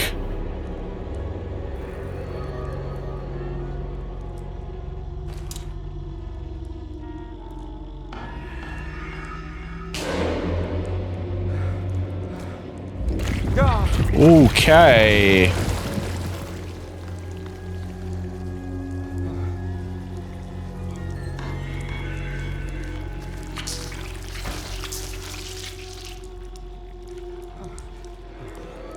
Trying to avoid stepping in that.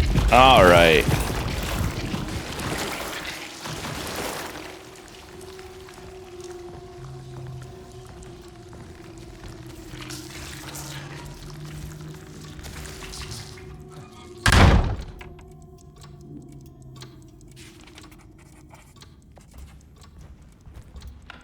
What happened? Everything's normal again? Right. Fuck. All right. So we can shift dimensions at any point the game decides. That's, or whatever that is. All right, that's not happening. Whew. All right.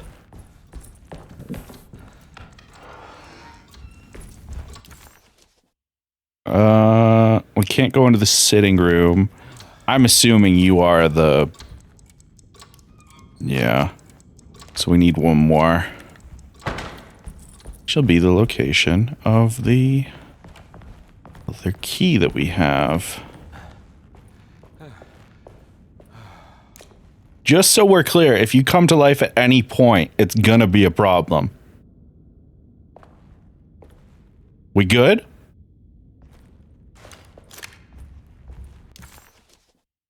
All right. Right. We're going to over. It's my first right.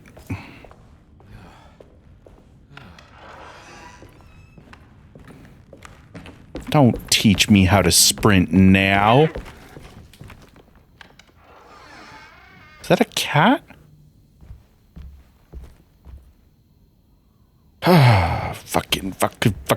Fuck. Ah. Oh, this is... Look at this noir as fuck reading parlor. Lost Plantations of Louisiana. Plantations of Louisiana. Thierry Briclot, 1917. Deseto was a small plantation on the eastern shore of Lake Pontchartrain. The land was considered difficult for industry and was sold for only $30 to Elijah Pickford in 1818. Pickford employed hundreds of workers from nearby New Orleans to clear the woods and build a small plantation mansion facing the lake with a striking Greek Revival temple facade. Deseto kept a modest production of barrique tobacco and indigo that persisted up till the Civil War. During the antebellum era, Deseto was the source of many rumors concerning voodoo and witchcraft. People who traveled the lake reported seeing people dance at night in front of bonfires, bleating and wailing. On June 17, 1862, Captain J.W. Norton of the Union Army recounts leading a raiding party from ships anchored in Lake Pontchartrain in order to seize control of Deseto and free the slaves working there. The captain was surprised to find the workers fighting back with unprecedented zeal. Norton's account describes these men and women as enraged with fanaticism. Oh, great. Tried to placate the raiders, but was shot in the confusion. Captain Norton left the mansion burning and retreated to his ships with his men. Deseto was left in ruins for several decades. The ownership of the land was long disputed and returned to the Ledoux family in 1901. Several police reports were filed during the following years, as the Ledoux tried to get rid of a camp of squatters on their land. The police made several visits to remove the trespassers, but the people kept returning.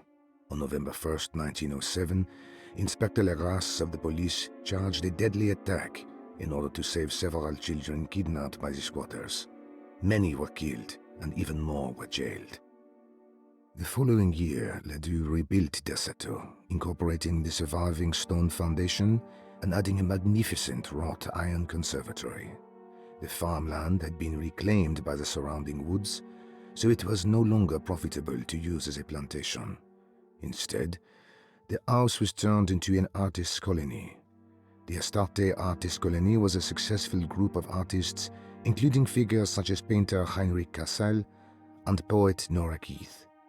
The group was also known for their beloved Mardi Gras crew called the Pirates of Pontchartrain. On September 29, 1915, a tropical hurricane tore through Louisiana, causing Lake Pontchartrain to flood New Orleans. Due to the remote location of their chateau, it took almost 2 weeks for outsiders to learn that the artist's colony was abandoned. The 12 residing artists had all vanished without a trace. The empty mansion of their chateau still stands on the shore of Lake Pontchartrain, with much of its temple facade intact. The Ledoux family currently has no intention of repairing the house. Oh, what year?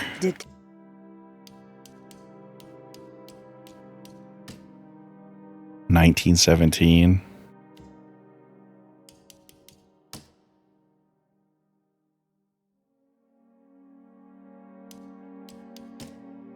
Do we have anything? I don't remember what the current year is.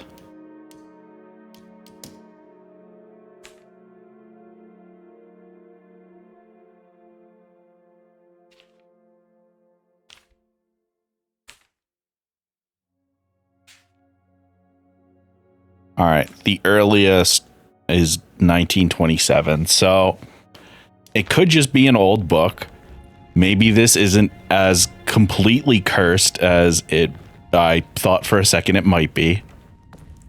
But the fact that we keep seeing the house like overgrown and stuff is not filling me with confidence about the realness of the asylum we are currently wandering. Fuck. Ooh. Shotgun. Alright, I'll keep you in mind. Trying to remember where you are.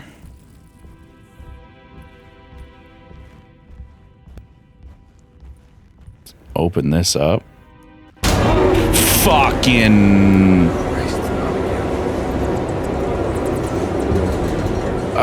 it's chained. And it's on fire.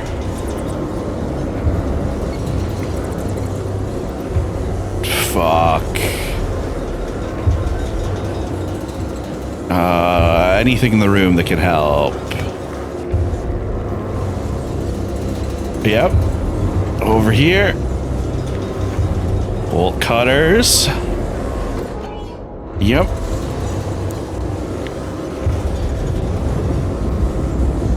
Fuck, fuck, fuck, fuck. Come on.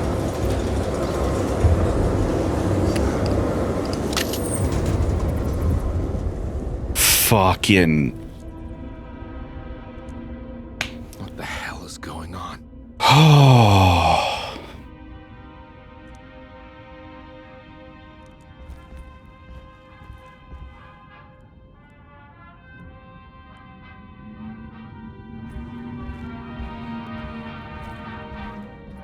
So we're flashing to different points in the history of this building.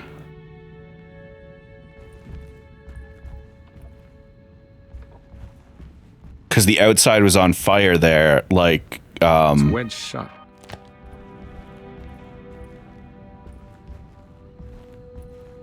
Why are you going off occasionally? The house was on... Let me talk!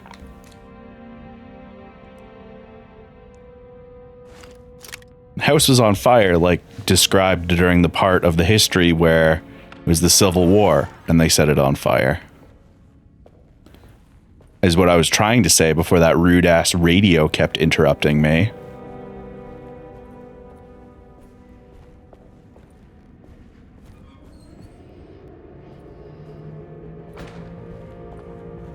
Ah, boy.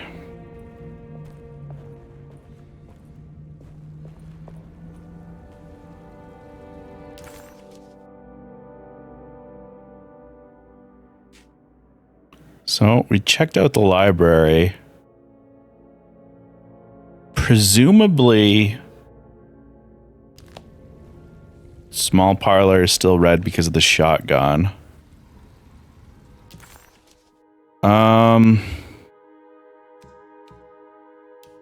We have bolt cutters. So let's go check out the shed. Please don't transform. Thank you. Thank you for constantly returning and setting the mood. That's been helpful. It's been super cool. Thank you, birds.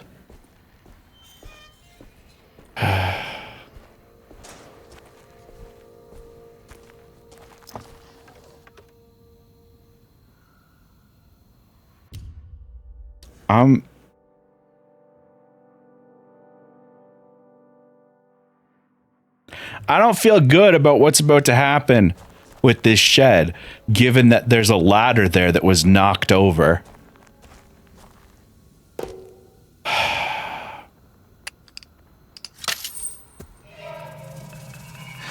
Got it. Water hose.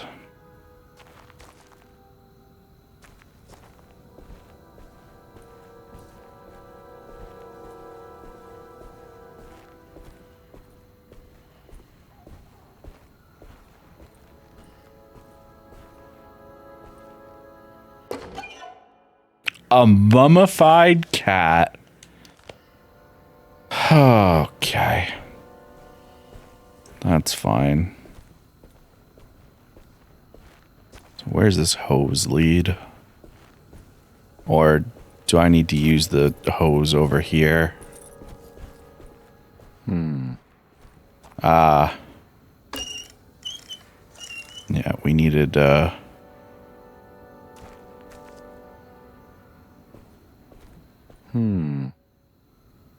Yeah, I would love to turn on the water. I couldn't find the end of the hose. Oh, it keeps going. Fuck you. Fuck you, by the way.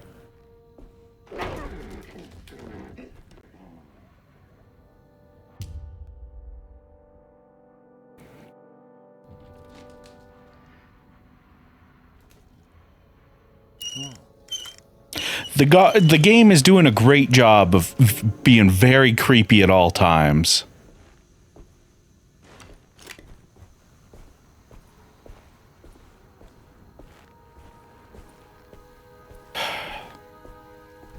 By the way, she's going to be a problem at some point. I'm just pointing that out now because we're all thinking it.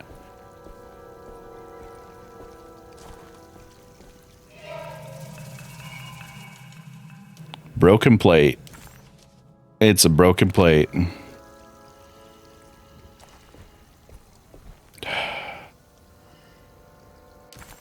Lady and the Bear, the new Ornstein Smoke. Yeah.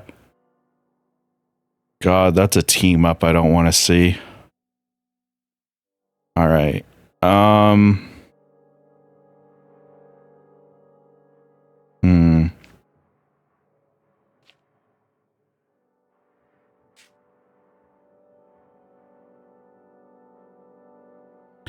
Fastest way back is the ladder. So if everything could remain cool.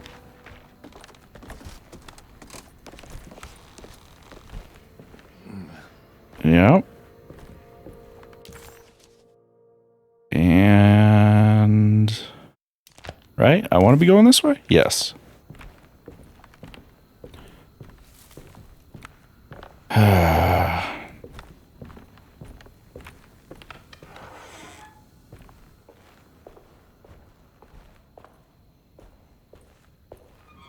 Remember what we talked about.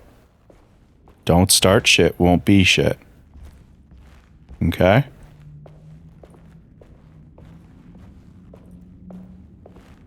I'll give you a wide berth and you don't become alive.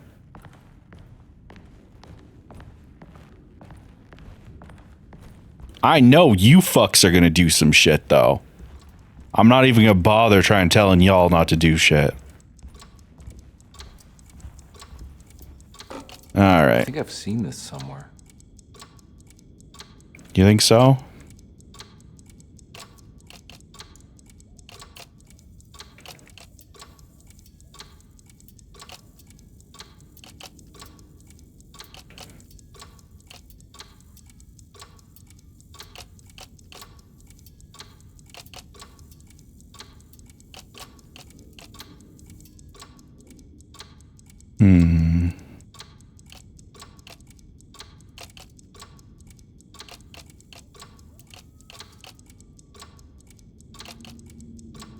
Ah, bloodstains.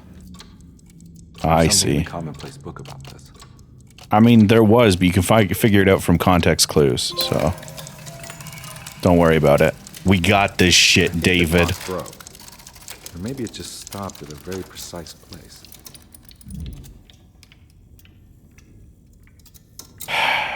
What is that? That's 3, 4, 6. Huh. Yeah, let's teleport, David. Let's.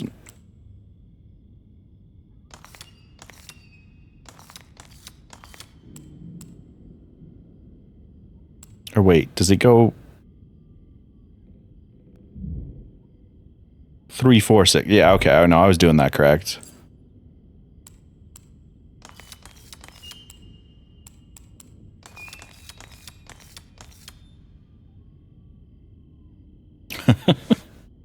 I know, Risu. Black glass, it's showing me something. It's the hallway outside Jeremy's room. Oh, we've had such good times over there, haven't we? Yeah, let's go back. That'll be great. And yes, Risu, we got a stream. I'm back for the first time in fucking forever. All right.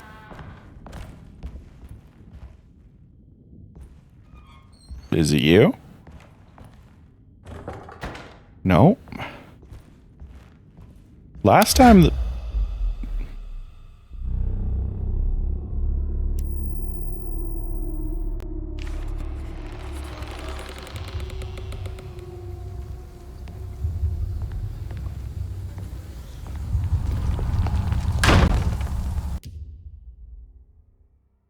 Did y'all see the camera clip through the back of his head and show just the eyes and teeth for a second?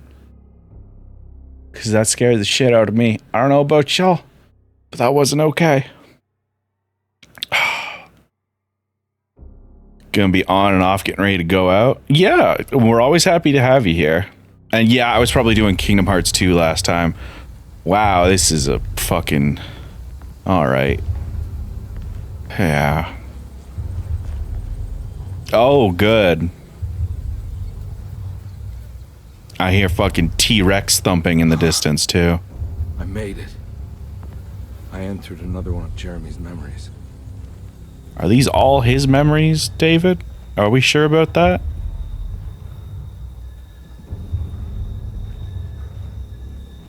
Oh, you know what?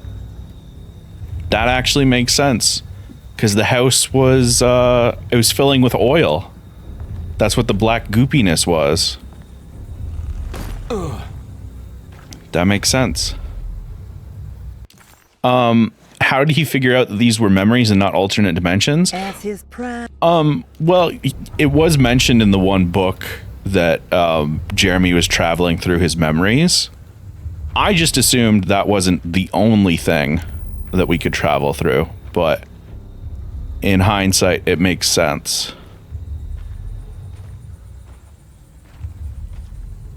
By the way, love your map is of no use here. That's great.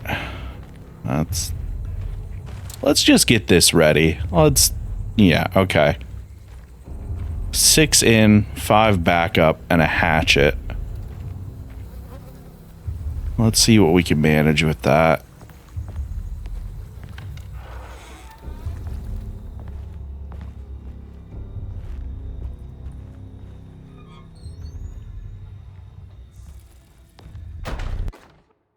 May 1923, Monday. All okay. Ready for delivery. Maintenance. Oil pump must be serviced. Any tampering causes large spills unless properly forestalled. Tuesday. Shipment delayed but delivered. Maintenance. Service bridge close to broken.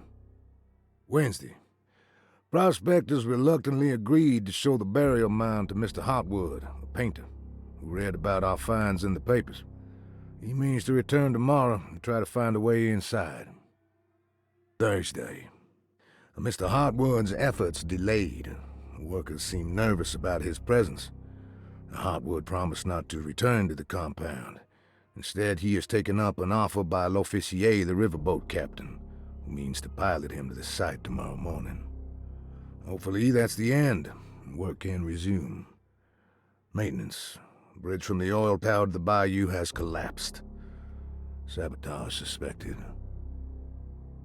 This is the devil that guides us now. Thanks, Jeremy. That was just... really making me want to help you out here, buddy.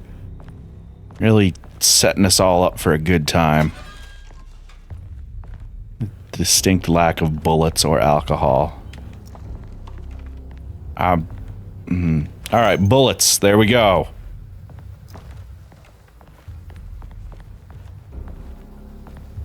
And nothing more. By the way, I get the feeling we're going to have more bug noises than previously for a little while. It's locked. Wonderful. So just a heads up on that one. Because we're like out in the, you know, the outdoors now.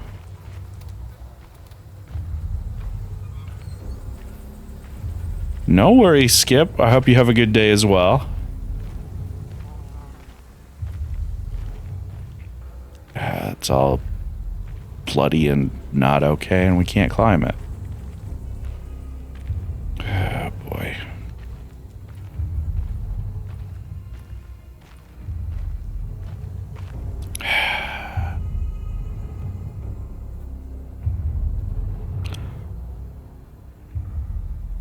Do you think we're gonna have to fight anything, chat?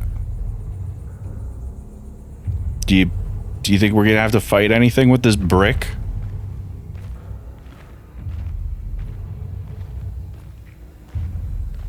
The question becomes, where are you gonna come from?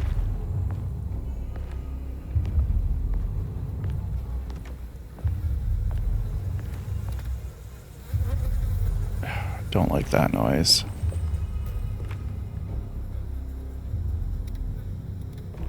Alright, stairs are busted.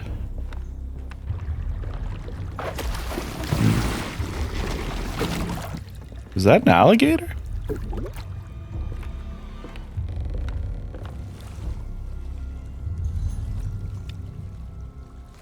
Alright, well.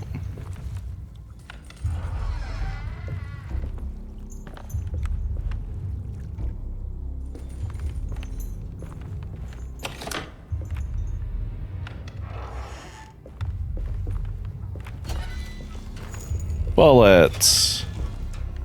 We're full up on drink. We can only carry 5 drinks? That's not going to be enough. Hey, we got the jetty key. That'll be helpful. And that's everything, looks like. But remember, we have alcohol here in case we need it. Actually, you know what? This has been a stressful time. Let's top up our health real quick. Especially because this shit's only gonna get more stressful. And because we completely cocked up everything with the ads, we have to run another ad now. Oh, I'm so glad that the auto running thing is completely busted right now. A jetty is a pier thing? Yeah, it is. All right. Let's jump over here for a second. Get our 3 minutes of ads in. How's everybody enjoying Alone in the Dark so far? My heart is pounding.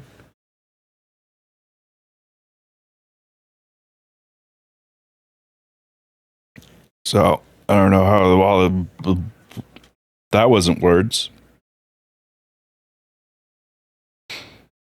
I don't know how all of y'all are doing, but I'm doing pretty good.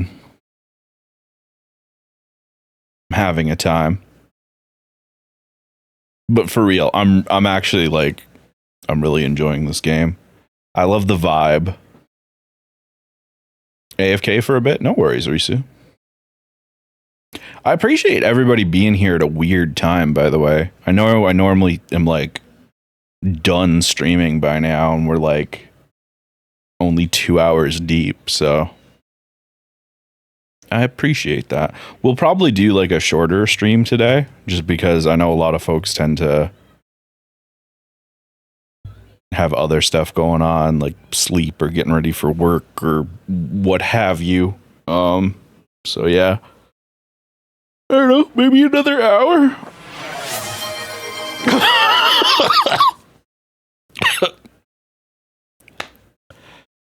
Hey, Alls. Thanks for the 5 tier 1 gift subs. It's, you snuck up on me with that one. I was in the middle of a drink, in fact. Oh, that hurt a little bit. Oh. Well, thank you very much. I think between your gift and Charlotte's resub, we can call this return to streaming a smashing success. Fair to say. Despite catching me so off guard. Dang. Thank you so much. That's really... Yeah. Whew. I am out of it, is what I am.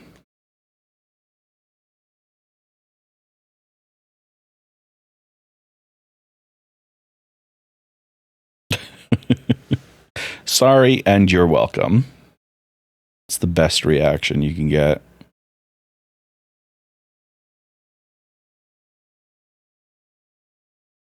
Oh.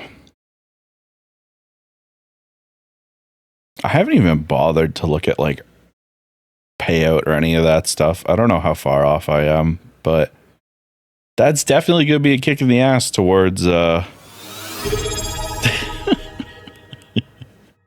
and one for yourself, of course. Als, thank you very much.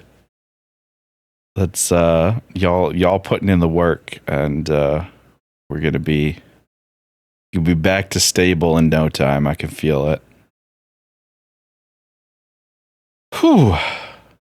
Let's not get emotional about this. We can't get emotional about gifted subs. The ads are over. We have to go be alone in the dark. There's no time for emotions.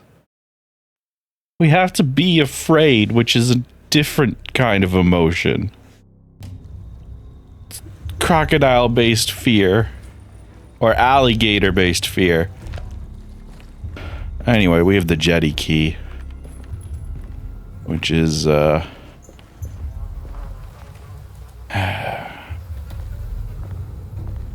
who's gonna pop up from where? I keep getting the tutorial. Come on.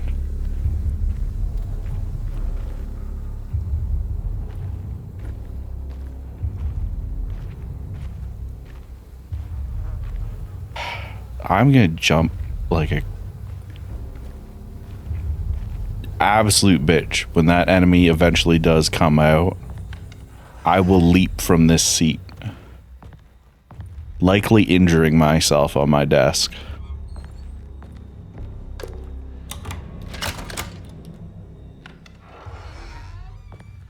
Okay. Let's give the water a wide berth.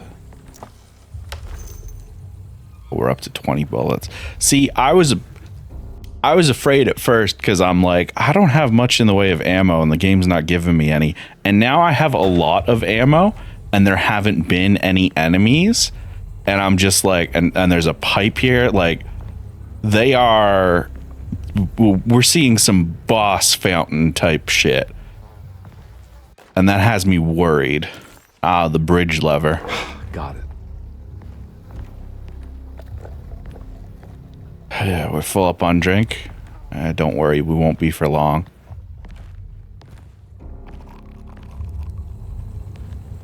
I can hear you gurgling. You bitch. Where are you?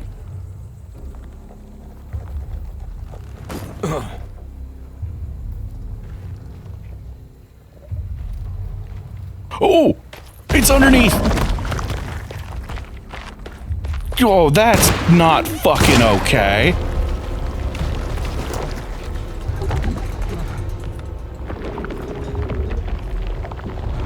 Pop up. Pop up, you bitch.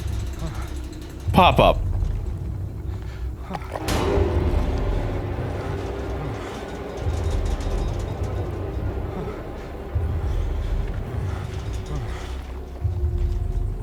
Pop your goddamn head up. I'm right here.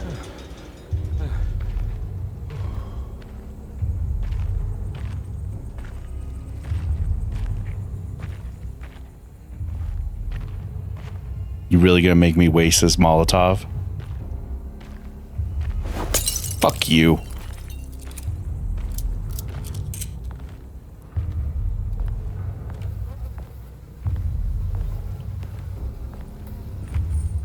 Got fucking underground, underwater enemies now. I'm sure nothing bad's gonna happen with this bridge. Worked.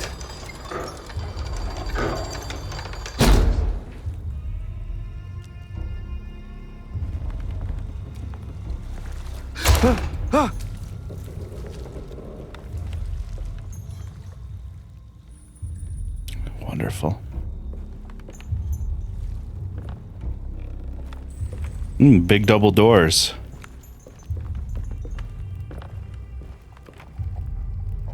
No obvious way for me to open them.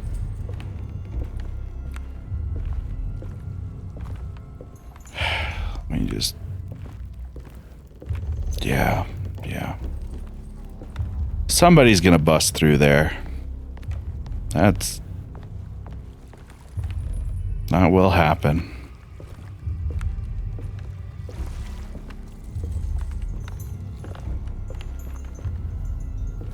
Oh good, another melee weapon. And an empty box. I still have my hatchet, but I don't know how much hatcheting energy it has remaining. Good, alcohol.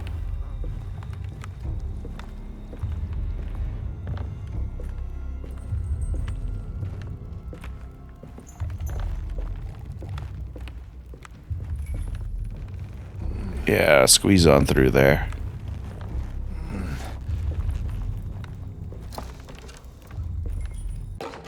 A discarded pallet.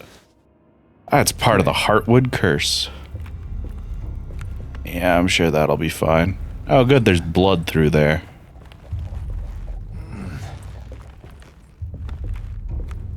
That growling sounded like laughter. I don't know about y'all, but it kind of felt like it was like, haha, you bitch. I don't particularly appreciate that. But this is our only choice forward. Oh boy, it's a cutscene.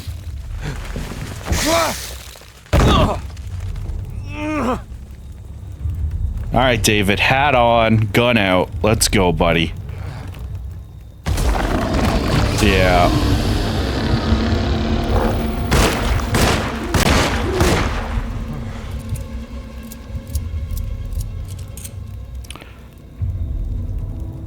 Can we talk about how much of a badass I am? I started pressing buttons before the cutscene was over. I killed that man before he had a chance to react. I'm on top of the world right now. Hell yes. Also, good to know these fellas don't take much in the way of hits to go down. Because he exploded. Also, hi, Cal. Okay.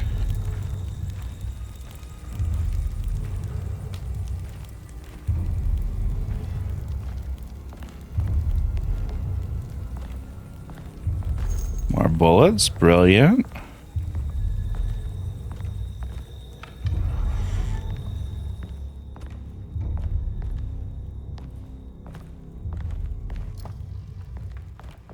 Nothing. Ooh, shovel. Shovel as a weapon. Okay. Let's stick with the hatchet for a second. If we can get out of this room without any problems, we might shovel it up. No, you know what? Let's be the shoveler. Shout out to Mystery Men. Great comedy.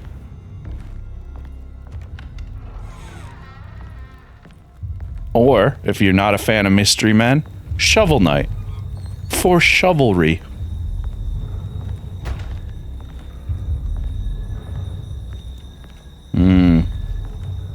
Sounds like something is breathing inside of this building. That's good. A second shovel.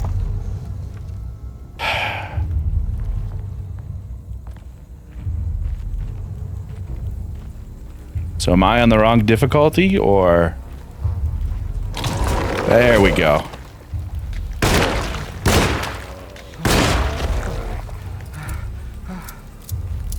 Maybe a little bit of both. Maybe I'm a little too prepared, and also... Looks pretty weak. I just need something to break it. Oh.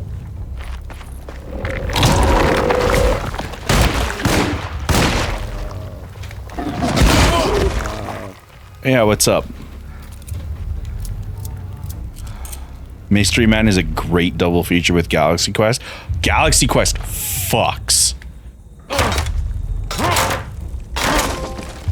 The thin veneer of civilization. Break through a barrier. Oh, what a great achievement name. All right.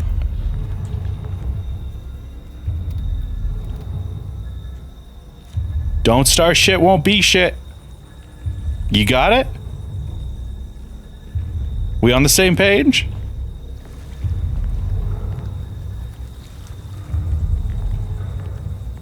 You stay the fuck over there, and there's no problem. Plus, there's something making T-Rex noises over here, so I'm gonna have my hands full with that. We don't have to... This doesn't need to be an issue.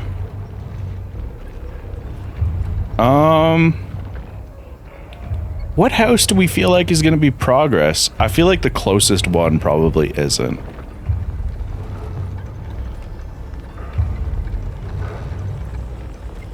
I feel like that's progress over there. So let's take a look inside this house.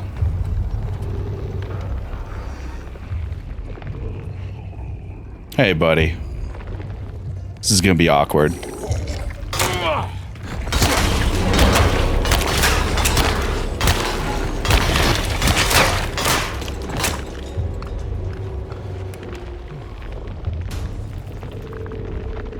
Listen, sometimes, you know? I don't even think I need to say anything more than that. Just, you know, sometimes. We're conserving ammo, chat. That's survival horror rule 1. That ammo, conserve it. Ooh. Alright, let's bring this with us. Walk nice and slow.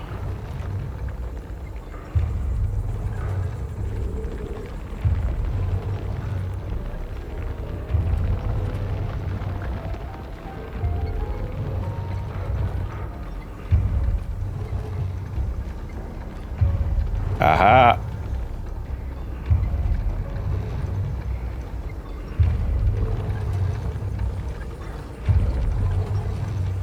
You know, I probably can't get him with this while he's underground. Well, can I open doors while I'm holding this? I feel as though I may have brought this Molotov cocktail with me for no reason. So, just one of those real quick. It's fine. I'm always tabbed out whenever there's violence. I mean, don't worry. There's gonna be more. The way things have been shaping up, it's, things are escalating. We are back up to 20 bullets, and, there's at least one more thing to fight.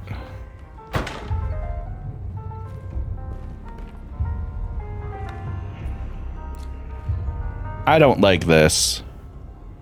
I don't like the seam. That's not okay. Doing everything in my power not to get eaten by Balatro. Yeah, it'll do that.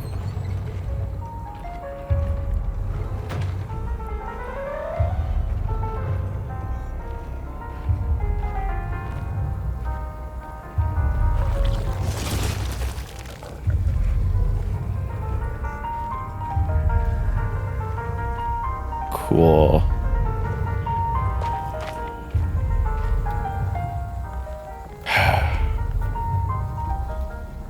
I'm gonna have to side saddle through here. Hey, buddy.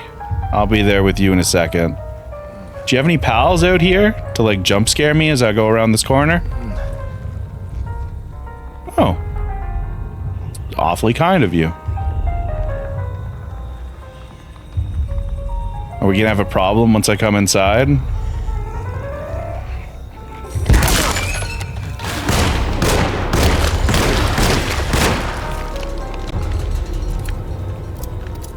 Problem solved. That's just a rug. That's... Alright, well... A gazing statuette. Wonderful. Alright, well, fortunately, so long as nothing jumps me between here and the other side of this shelf, we can get another shovel. We get... No, David, no, wrong way. And we're going back.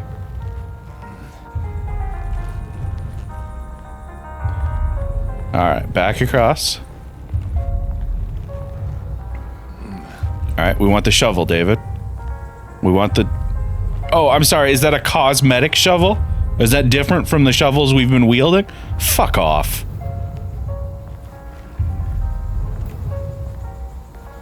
This is some horse shit.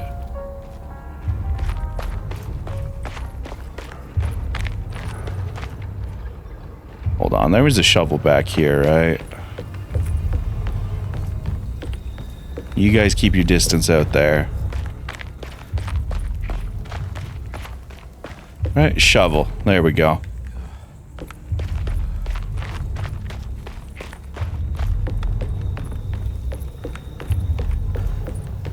Sometimes I have a problem when I come inside.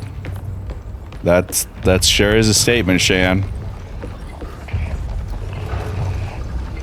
Insert Monsters Inc. Video clip here. It could let in a draft. It could let in a child.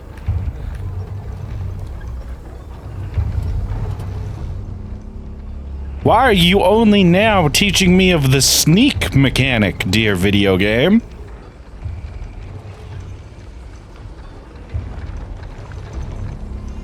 I feel as though this could have been utilized prior to never. Alright, I don't know where... Well, fuck.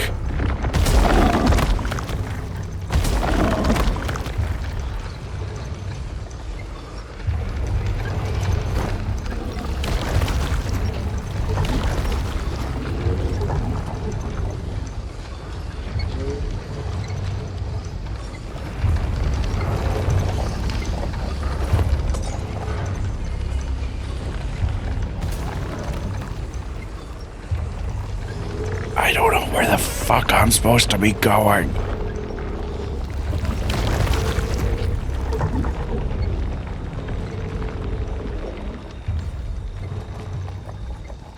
Alright, this seems correct.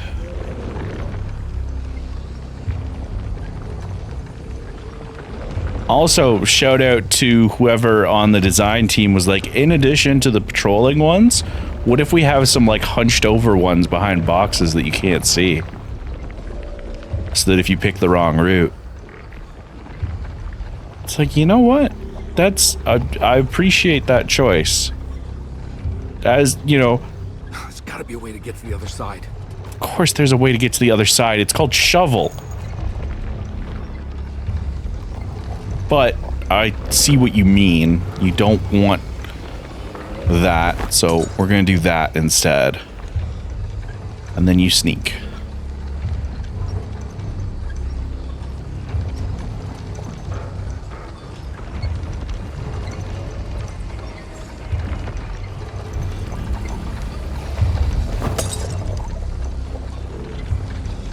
You just gonna be cool if I walk in front of you?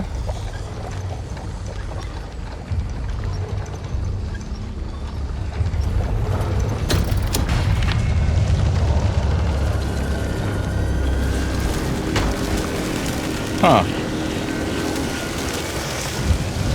Oh.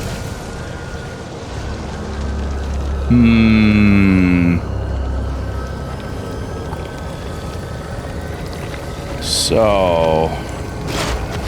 we're just going for it, huh?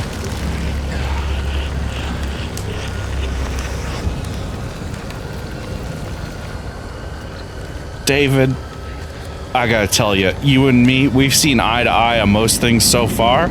Climbing the wooden structure in the Inferno is a personal line in the sand for me. All right. Now what? I understand we're dealing with like memory dream logic shit, but a cloth. It's a cloth. Don't make me fucking no. No. No. Yeah, come on, Carnby. Wouldn't you rather fall to your death than go up in flames?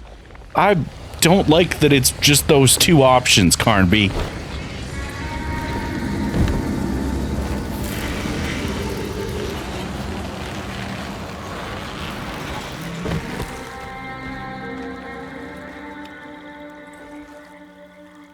But you managed to pull it off without losing the hat, and that's worth something. So, you know what?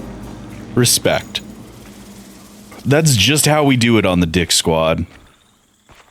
Do y'all think I forgot about the name of the series? Hell no. Dick Squad.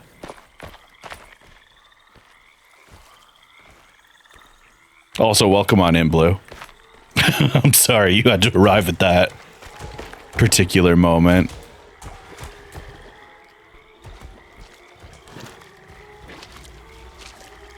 Who's gonna be a problem? Oh! What was that?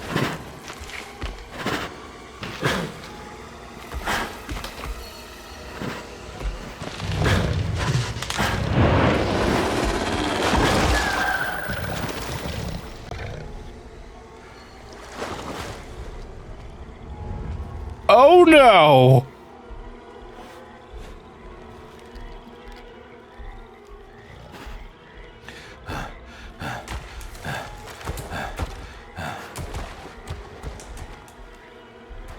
Listen, it's all about the sneak button, David.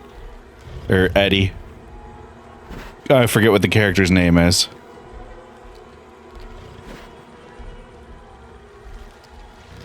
Oh, that's right! He was in the demo! He's right at the end! Damn, I really should have played the prologue on stream, I'm realizing. I just didn't think it had enough content. Edward, thank you, Alice. Alright, Eddie, come on, buddy. It's the hateful mound Jeremy talked about in this book. Yeah, it sure is. And listen, I'm not normally one to encourage people to enter mysterious mounds, but the outside is a much worse alternative, I think, so get the fuck in there.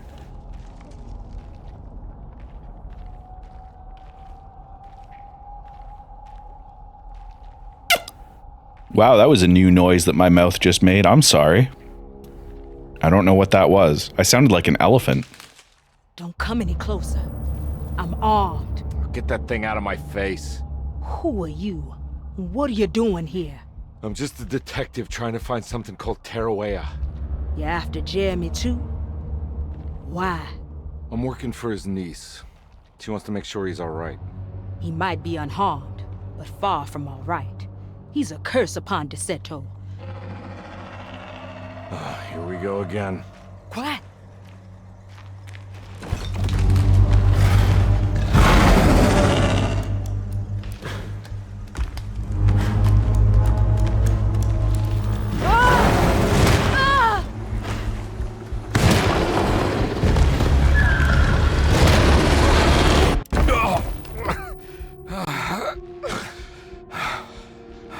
Oh, Christ in heaven.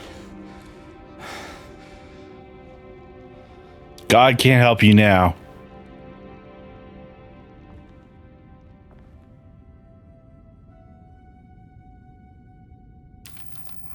Whew. All right. Briefcase. We got the palette knife.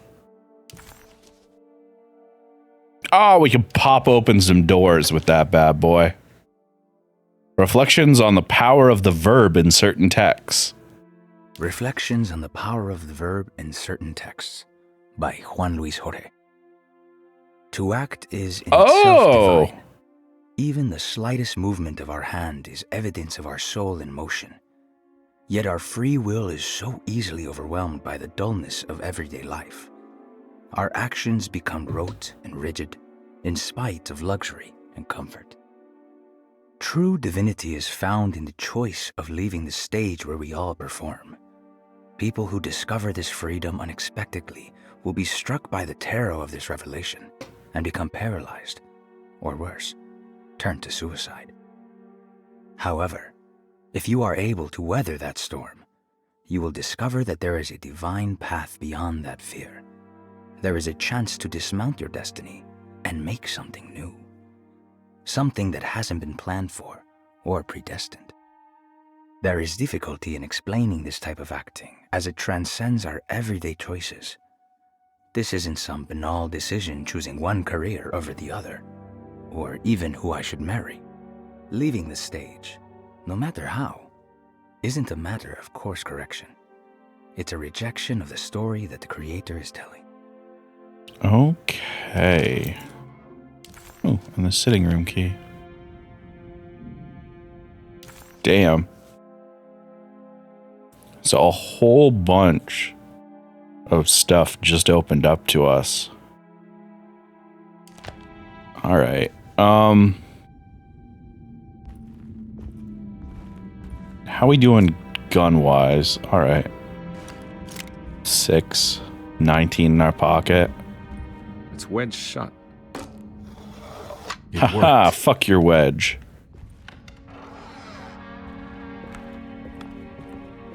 Ooh, telescope. I don't think I have everything I need. All right, telescope is for a later puzzle then. Neat. A barrow lens instruction. Instructions. To double the magnification of your telescope, simply fit this Barlow lens to your instrument. Then operate the fine tuners to adjust the distance between your lenses. This is easily done while looking through your eyepiece. Simply search for a position where your picture is clear and appears flat. When correctly tuned, your telescope should present a clear picture with magnificent magnification. I like magnificent magnification. You're gonna have a completely unnecessary cup of coffee to get a bit of extra time with me? I appreciate that. That's sweet. Oh, we got the cellar key. We can go find out what was growling in the basement. That's fine. A dog collar.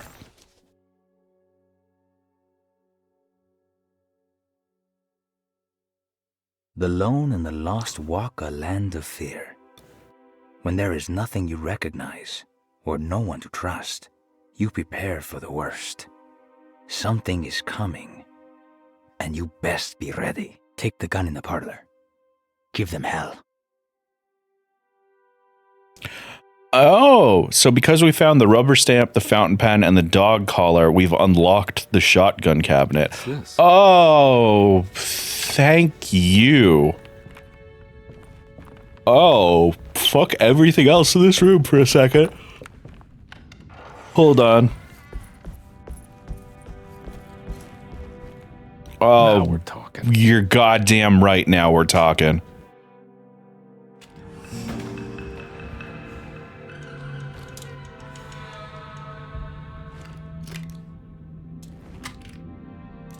Oh, there we go.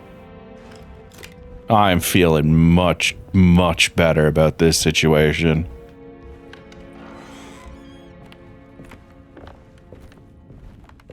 Alright, was there anything else in here?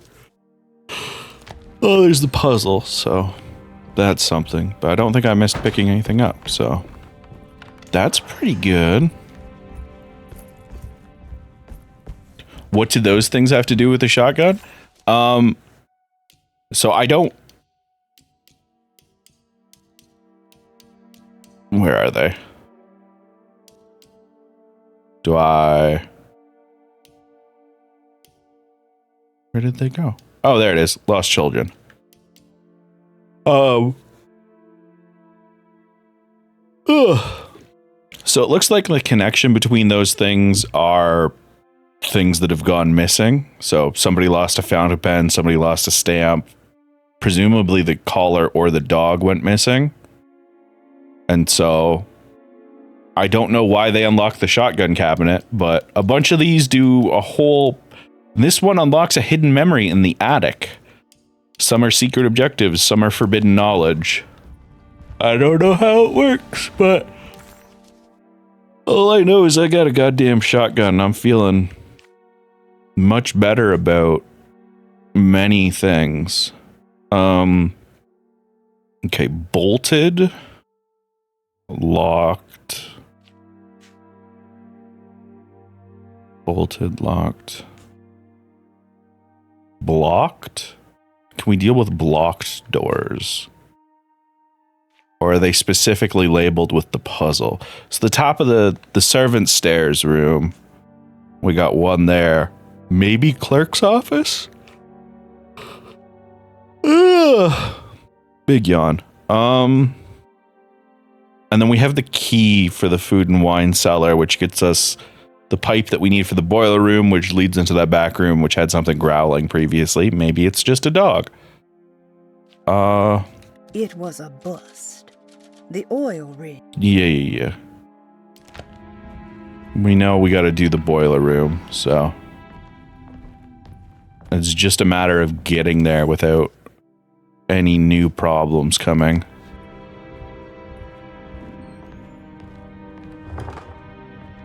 Huh? What?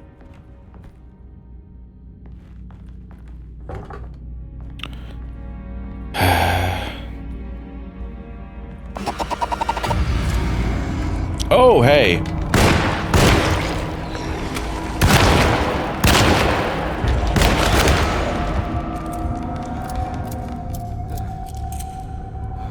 All right.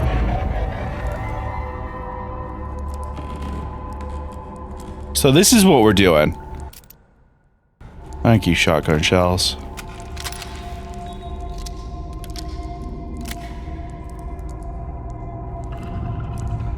All right.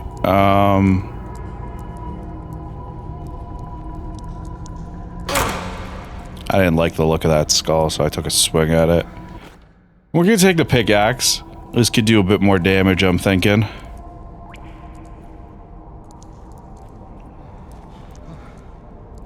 Alright.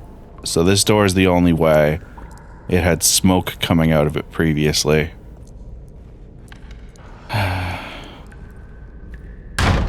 Cool. Just the coolest. One of these and then... Yeah, just the coolest. Alright.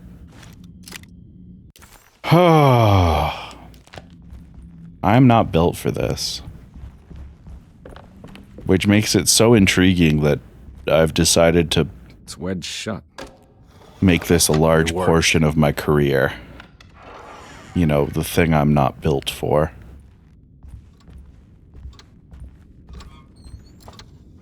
We didn't happen to have any bullets in there. Oh, shells. Brilliant. 2 max? That's fair. I can make do. Alright. I feel like I'm gonna regret doing this, but I would rather have this door unlocked. Alright, nothing changed. Thank God. Well, let's explore the new room.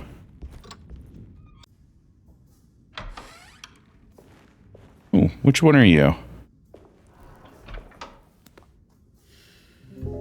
Detective Carnby. How good of you to come.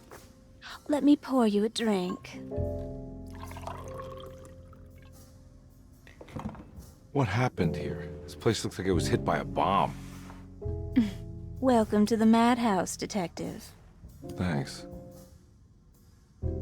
Did the Second ceiling drink. just collapse? I heard it was something in the attic. Something that was supposed to happen, but didn't. How that could have such consequences is beyond me.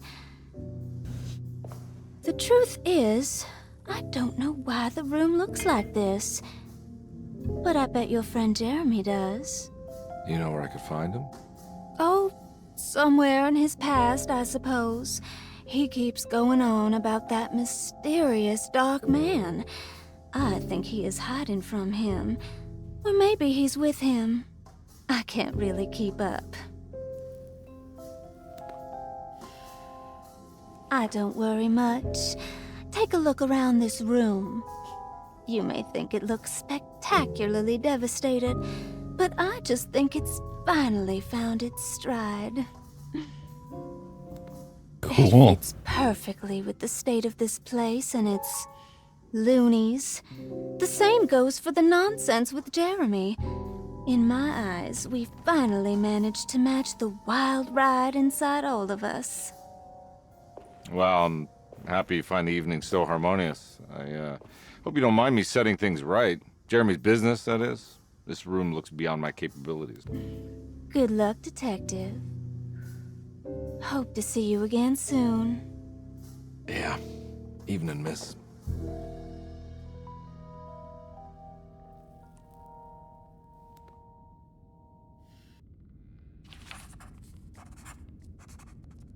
So that wasn't like that wasn't a sidecar like earlier. My man just had like a whole handful of fingers there.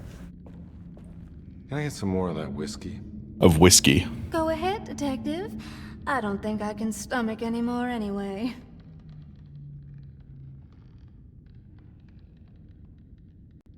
Am I bothering you? On the contrary, Detective, I enjoy watching professionals at work.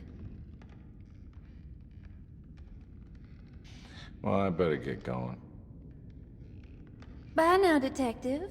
Don't take any wooden nickels. Good talk.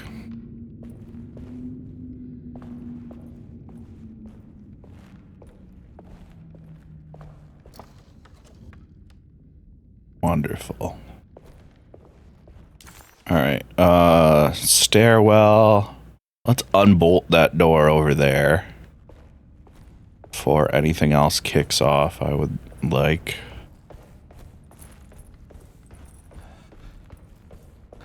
Wonderful. And this door is just blocked forever.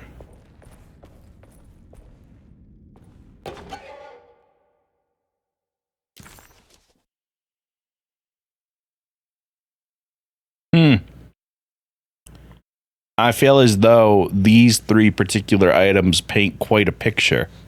Rat poison, a pastry, and a syringe. It's gonna be a time for us. Alright. Bolt. Nothing changed. We're missing something up here. David, what did we miss? Eyes open, buddy.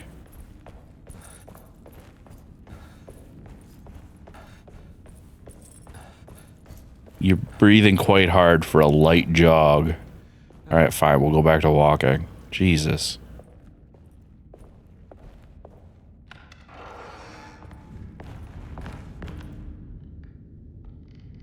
I'm like, oh boy. Well, I guess up or down is the question.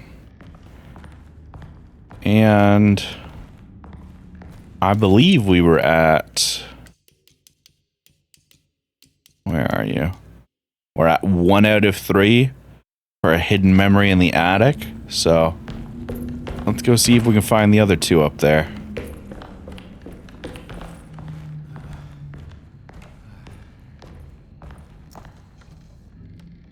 No. Good stuff.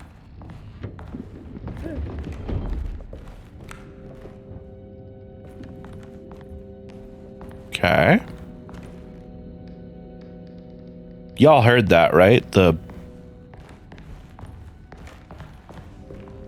sounded like that child from before, but struggling. Cool. Well, I guess we can't go to the attic yet. It doesn't even say locked door. It just says door. Fine. I'll play your fucking game. Oh, the infirmary is down. Wonderful. Hey, should we go to the parlor or the infirmary? Haha, fuck you. We're going to the parlor.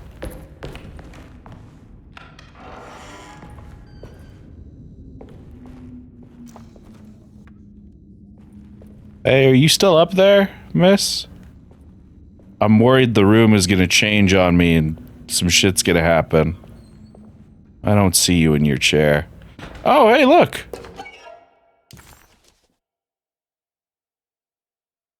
As the world moved into the new decade, America was spiraling into a maelstrom of debt, drought, and death. It was called the Great Depression, and ruined many families. It was a fitting name, for poverty also breeds madness through desperation. Jeremy was of course no such victim, for he already witnessed the darkness within. He knew the shadow that stood on his threshold very well. It wasn't new.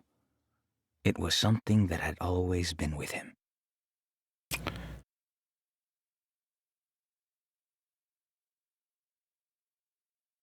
So what do we think, folks? That Jeremy killed someone? Or... I don't know how else to read those particular items with that text. I feel like that's... You know, it's pretty straightforward. If you don't play their fucking game, you won't have much of a stream. You know, that's fair. Medicine box key. We can go to the medicine box now. We're gonna find some high-grade painkillers and then put them directly into our own eyeballs. That's what the kids are up to, right? Eyeball drugs? Alright, so that door opens. What about you? Ah, blocked. Wonderful. Is that bolted? That is a bolted door. It's locked from the other side. He's alone in the dark souls of...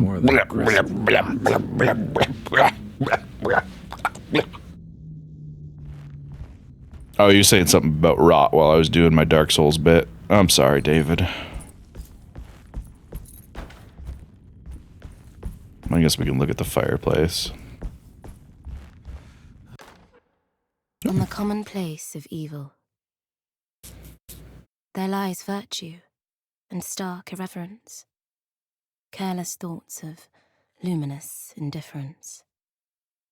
But blame not the beast we once were, which science so often wished to refer. Not the wicked full of sin, it is you who stand and grin. All our good intentions aside, whereupon we build our pride. Sunless solitude, follow not this corrupting light. Prophets of confidence always crashes out of sight. Hear me, For we all bear this mark. Thus we must remain alone in the dark. That's the name of the game. Oh my god. They said it. Can I unlock this door from here? Ooh. Hey. So I think we're all cleaned out, right? There's something in the mezzanine that I could have gotten. Maybe alcohol? But I'm... You know what? It's gonna bother me. We're going back. Knock back some of that whiskey. We're gonna go see if we can take some whiskey from upstairs. Because that's the only thing I'm like... That there's something there. And that's the only thing that I can think of. We've checked the rest of the room.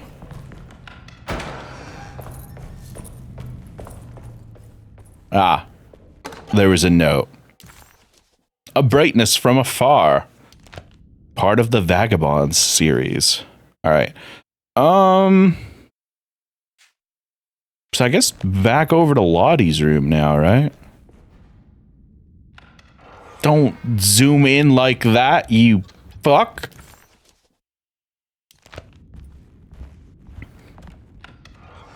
I have a bad headache. Is this thing gonna have jump scares or sudden loud noises? It absolutely is. I'm sorry, Vallejo. Yeah, if that's gonna be, the loud noises haven't been an issue, but there have been jump scares. There have been several. At least I don't think the loud noises have been bad. I think the audio's mixed pretty good. But yeah, there are jump scares. I hope you feel better soon. But yeah, that's. I'm actually going to stay on the pause menu for a second because I don't want to. Like, they come all the time. Sorry, bud. I do have some other stuff in the lineup in the coming days, so. Yeah, thanks for coming in, though. Medicine box key. We got Dr. Jenkins' lozenges. It's for sore throats. With 2 vital vitamins. I love vital vitamins. So, oh. Nurse's watch. All right. I was like, this room should be blue, but it is still pink. Pourquoi? Let's see. We have the sitting room key, so cross the hallway, up the stairs. We can access that. I think we might be able to fuck around in the clerk's office too. Right? Actually, hold on. Ruth. Sitting room key, cellar key, lozenges. So we need to get over the cellar at some point and deal with the boiler room, but that's our main objective. So I'm going to go hang out in the sitting room right quick. Statue's still there. That's good.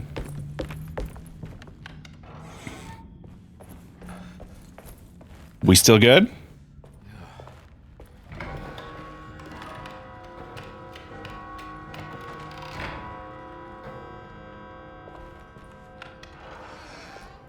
I'm trusting you to remain cool.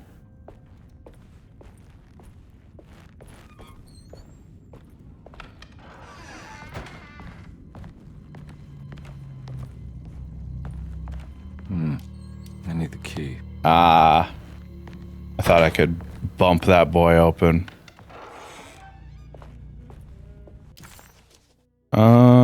Nothing in the treatment room either. So that brings us to sitting room. Oh, wonderful. We have to go past the creepy clock. That's good. Remember what we talked about. All right, I think the bear's gonna remain cool, y'all. Hey, clock. Notice you were making noise and I just got an autosave thing. What's that about? No? Alright. Wait.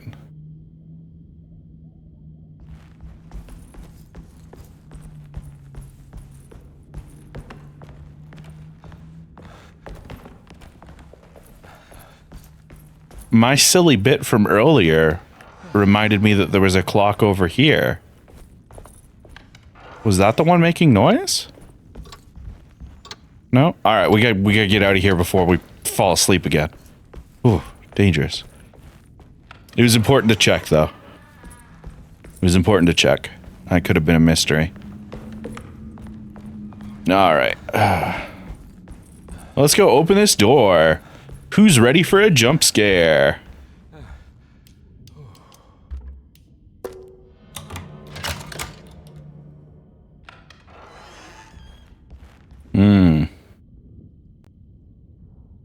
There's something missing.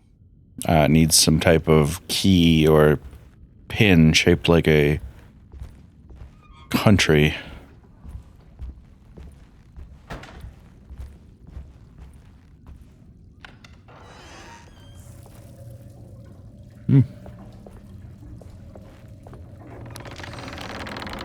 Nice.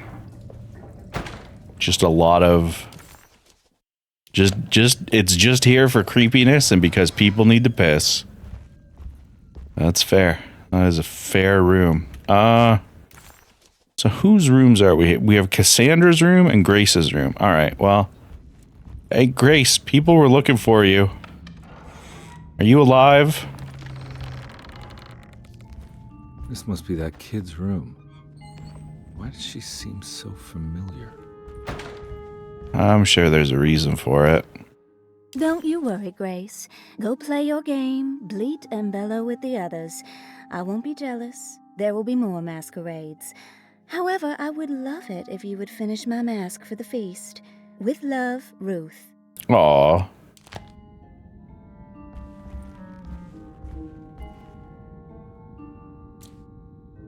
Don't you fucking dare. Not a one of ya. You understand?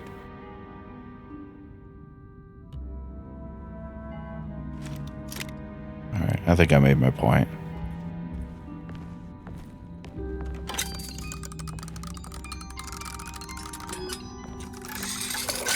Huh. Well.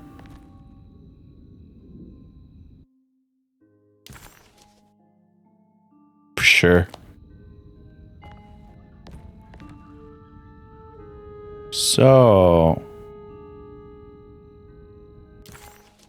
I guess that's it. Yeah, Risu. As always, it's lovely seeing you.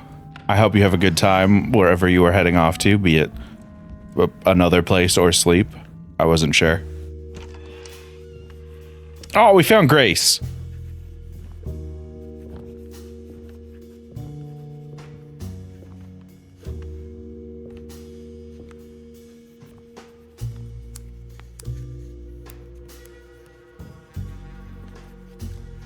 The child does not have a lighter head.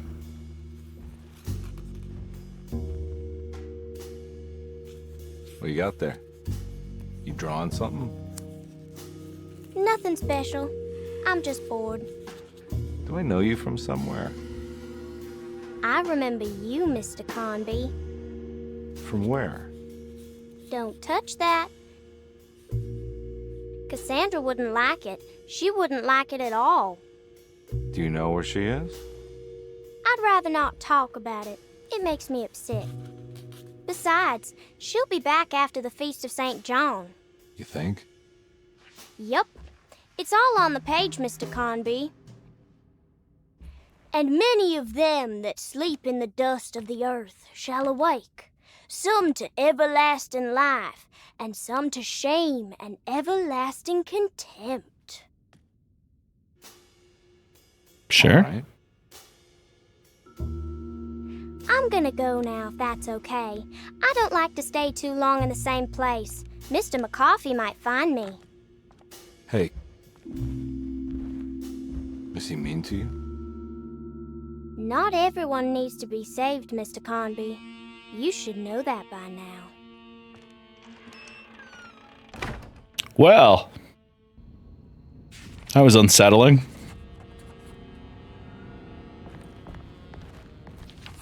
There's more of that rot again. Like it's... So this is where Cassandra Beauregard ended up. For some reason, I thought she died years ago. If I find the full set of bottles, then maybe I can make something out of the stains of rot.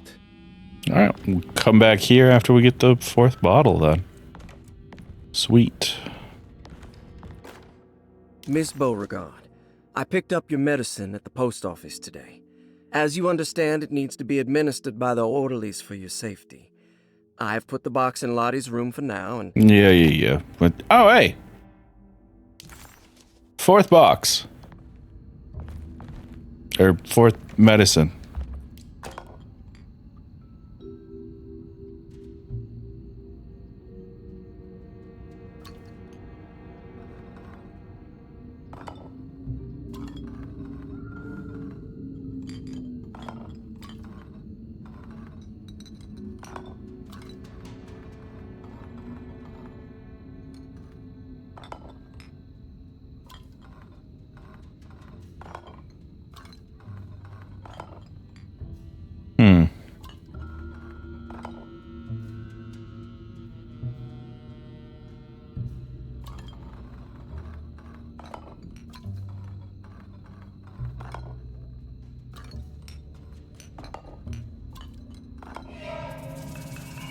The rot made the shape of a snake.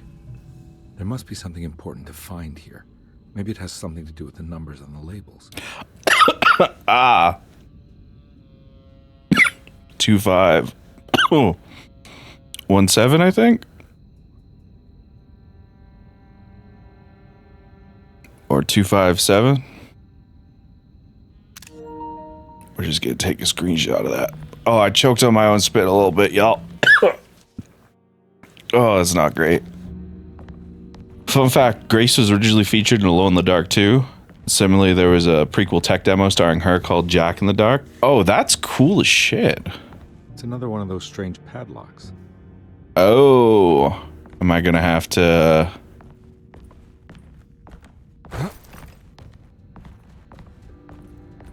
It was 257. Yeah, hold on. All right, so 257 would be Pisces,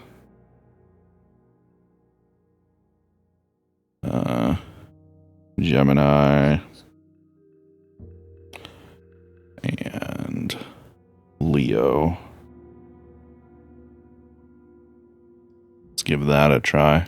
I assumed it was for the safe downstairs, but this makes a heck of a lot more sense now, don't it? Yep. And then we need, yep. And then Leonardo DiCaprio. And we got another piece of broken plate. Love to see it.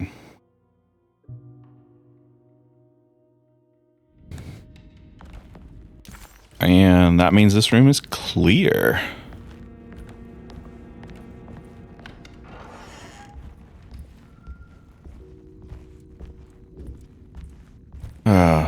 Could everything remain cool while I head over to the boiler room?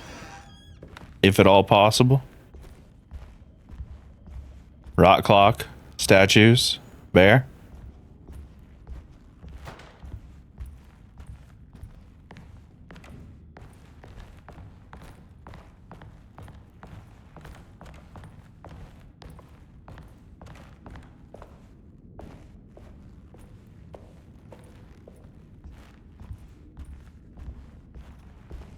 Alright. So I pizza hallway. Then I can jump into the guard. No, I have to go stairs. I can go down the stairs. When did this come out? This came out last month. It is quite new, in fact. Alright, stairs, right? Downwards? Excellent. And then food and wine cellar is to the left.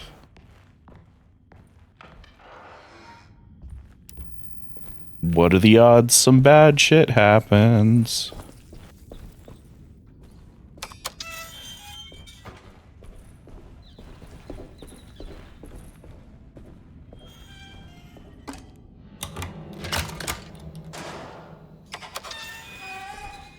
Yeah, between this, Dragon's Dogma 2, Rise of Ronin, it's been a pretty stacked time.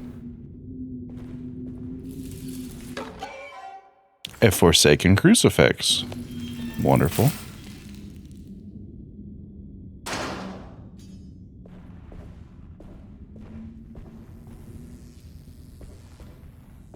Cool.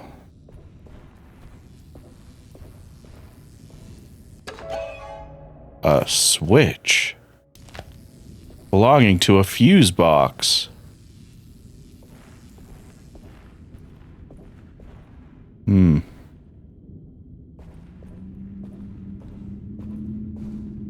Mr. Fuse Box.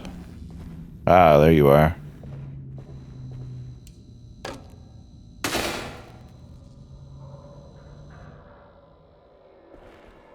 It worked.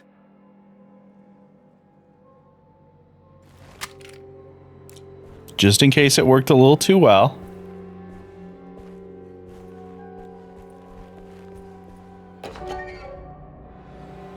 Love a good valve handle. And we're clear. Alright. Now, of course you're not gonna let me fucking... Why wouldn't you turn the lights back on, Ed? Just common courtesy.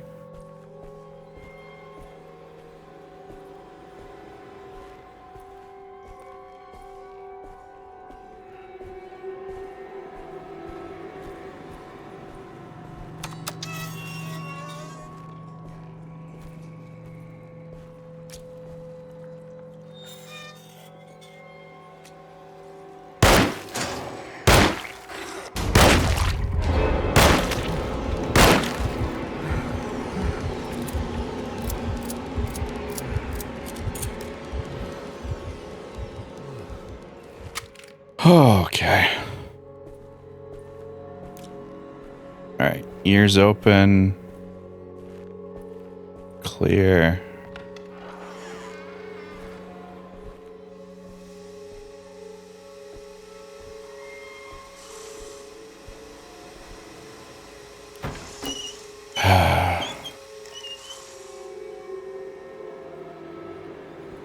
Alright. Come on, I heard you growling over here before. Let's not play this fucking game.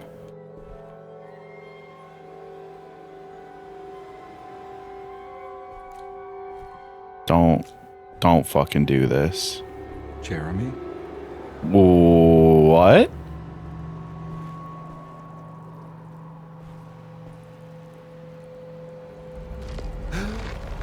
What the hell is going on? Ooh.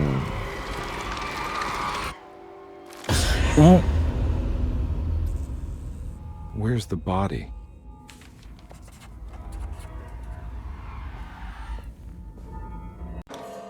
All right.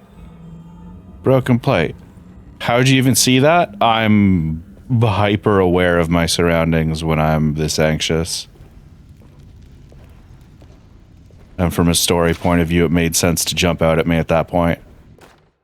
You know, Mr. Waits, I saw a piece of the plate that Liza broke. I think she's been hiding them. She's not very good at it. She just chucked it into the little room with all the tools behind the boiler. I left it there.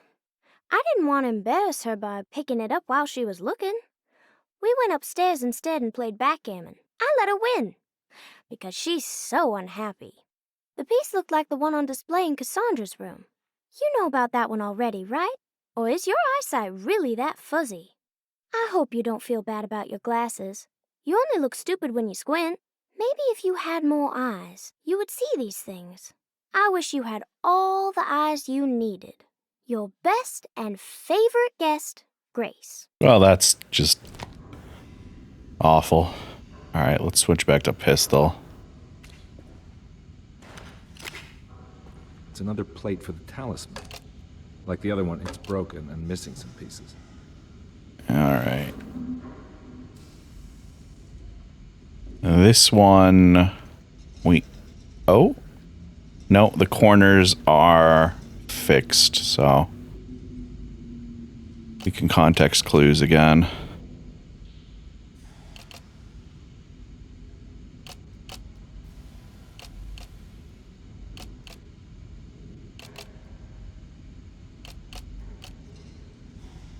And then, does that make sense? No. You?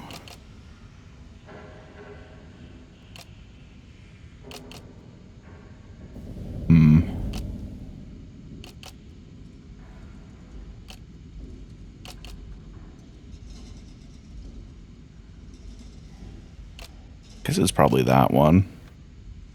And then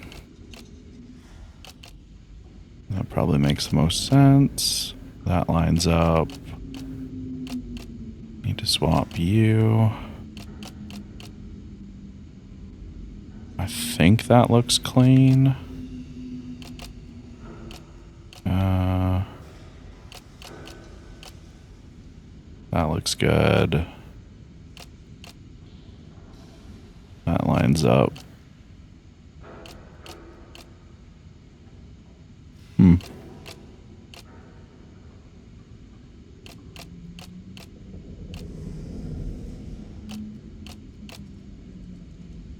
Ah, I see.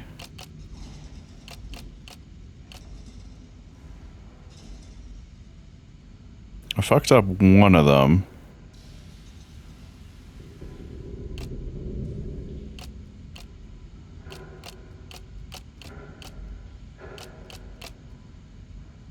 No, that lines up. That one doesn't?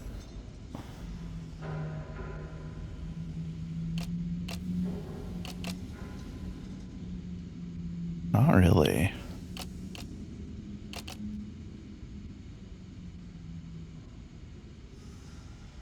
So who is out of place?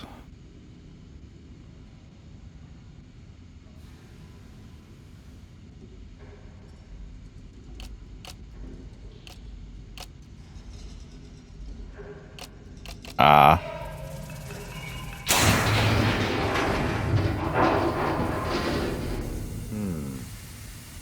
That would be 975. All right.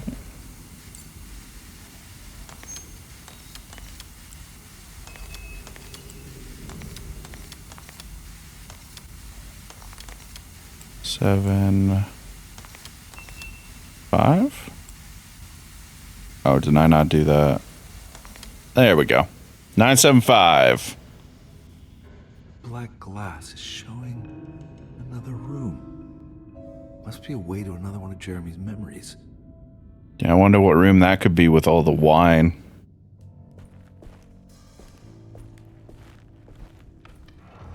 Jeremy's memories? Are you in there? I don't understand where I'm supposed to go.